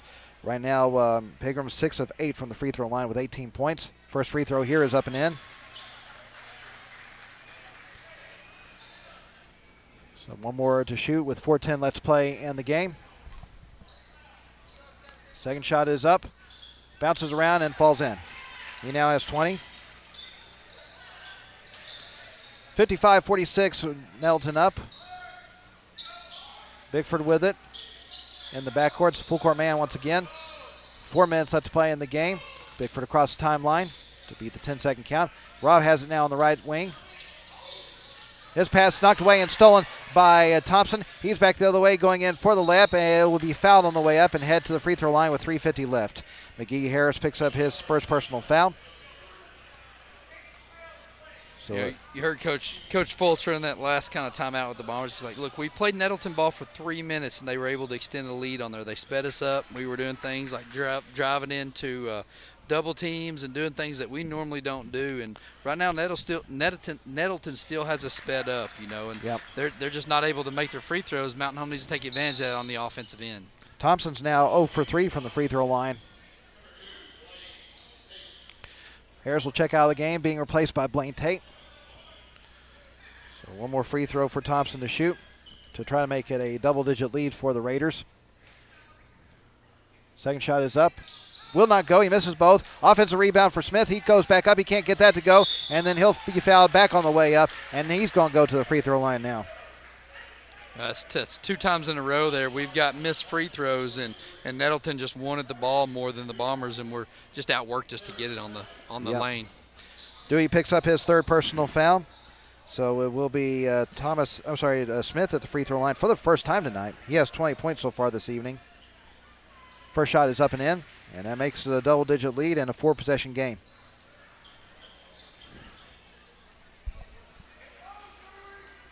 Now it gets a little tougher. Yep. Smith's second shot is up, bounces around, and falls in. He now has 22. 57-46, Nettleton up. 3:46 left to play in the game. Bickford takes an inbound pass. He's met by a double team. Gives it to McLean, who gets into the front court. Ball goes over to Robb at the right elbow. Back to McLean in the right corner. To Bickford on the wing. Bickford will dribble up to the top. Man-to-man for Nettleton. Bickford drills over to the left side. He's going to pull up for the three-pointer. No good. And the ball's going to sail out of bounds on the near sideline. Nettleton will get it back with 3:21 left to play in the game. Deshaun Jackson and Dorodic Moten. I'm not sure if I'm saying his first name right. Moten's, but they're going to come in replacing Brandon Alexander and Darius Thompson. And for Mountain Home, Kai Bickford will take a seat, as I believe Inskeep came in for him. Yep. And inbound pass goes to Moten over to Thomas. Thomas has it just inside the half-court stripe. He loses the handle of the ball. He's able to get it back. And now Nettleton's going to call timeout. Yeah, almost had a 5-second count there. And, Nettleton called a timeout to prevent the turnover. We'll break with 3:07 left to play in the game. It is Nettleton leading Mount Home 57-46. You're listening to Bomber Basketball on Classic Hits 101.7. White River Materials has earned a reputation for producing industry-leading, high-quality results. They have the experience and equipment to perform each project quickly, safely, and cost-efficiently. Privately owned and operated, White River Materials prides themselves in quality work with the customer's best interest in mind. If you need limestone or concrete products or someone to do the job correctly the first time, give White River Materials a call today at 425-3431 or 425-4510. ASC Warranty is proud to support the Mountain Home Bombers. ASC Warranty provides dealers with vehicle protection plans for any vehicle in their inventory. ASC Warranty's greatest assets are the people that make up the ASC team. The work ethic and dedication to consistently superior services provided by all of their employees are second to none. ASC Warranty is proud to say the Bombers have the same values. ASC Warranty is one of your biggest fans. They will be cheering you on every step of the way. Go Bombers!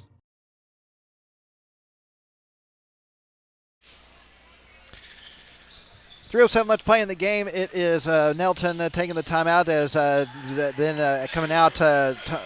Taylor Smith goes into the lane for the running jumper, gets it. He now has 24, and it's a 59-46 lead for Nettleton. Yeah, Nettleton must have drawn up the play. Hey, get the ball to Smith and just let him take it to the hole. Dewey drills to the left elbow, kicks up top to Inskeep. Inskeep's going to dribble into the lane, finds Robb in the lane by himself for the layup, good. Yeah, nice draw of the defender there. Jackson came over to try to block Coben's shot. He did a nice little wraparound pass to find Hagan. And ball goes into the front court to Moten.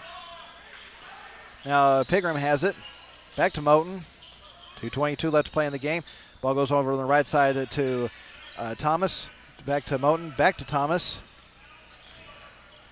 15 seconds left on the shot clock. Ball goes to Moten. He's going into the lane for the running jumper. Basket counts, and he is fouled. Wow. Wow, what a shot there. Kind of out of control. Yeah. Drew the foul, just threw it up high off the glass, and it went in. Nice athletic play. That's Braden Dewey's fourth personal foul. So it will be an and one situation for Moten. He now has 9. He'll try to make it 10 with this free throw. He's so far 1 of 2 from the charity stripe. Making 1 of 3 as he misses the free throw, and the rebound's controlled by Robb. 61-48, Raiders up. Here is McLean dribbling to the free throw line. He's going to pull up for the jumper. No good. Rebounds knocked around and controlled by Moten. Back comes Nettleton with a 13-point lead. Smith's going into the lane for the layup. No good. Ball's knocked out of bounds by Pregame, and it will be Mount Home's ball with 1:51 left to play in the game. Thompson and Alexander coming back in for the Raiders, replacing Jackson and Moten, and Bickford coming back in for Mountain Home as Inskeep will take a seat. And Mountain Home needs to go down and get a quick shot right here, get this to 10. Honestly, if you can do that, when 4 catches the ball, is that who's 4 here? Yeah, that's Thompson. Yeah. Thompson, I think he's 0 for 4 from the line. Yeah. If he can get him with the ball and foul him, we can maybe extend this game a little bit. Try to sneak an easy possession there. Blaine Tate goes into the lane, puts up the jumper, no good. Pregame gets the rebound. He will kick it to Thomas, who's quickly into the front court. He'll give it to Alexander. Alexander will give it to Smith. Smith has it on the left side. Now he's going up to the top. He's going to pull up for the three-pointer. Good. Wow. Not much you can do against that. No, you don't do much if you're Mountain Home right there. Kind of a step-back three, and Smith is just a great player. He sure is. 1:08 left to play in the game. It is a 16-point lead. Back the other way. McLean's going to pull up for the three. No good. And Pregame gets the rebound for Nettleton.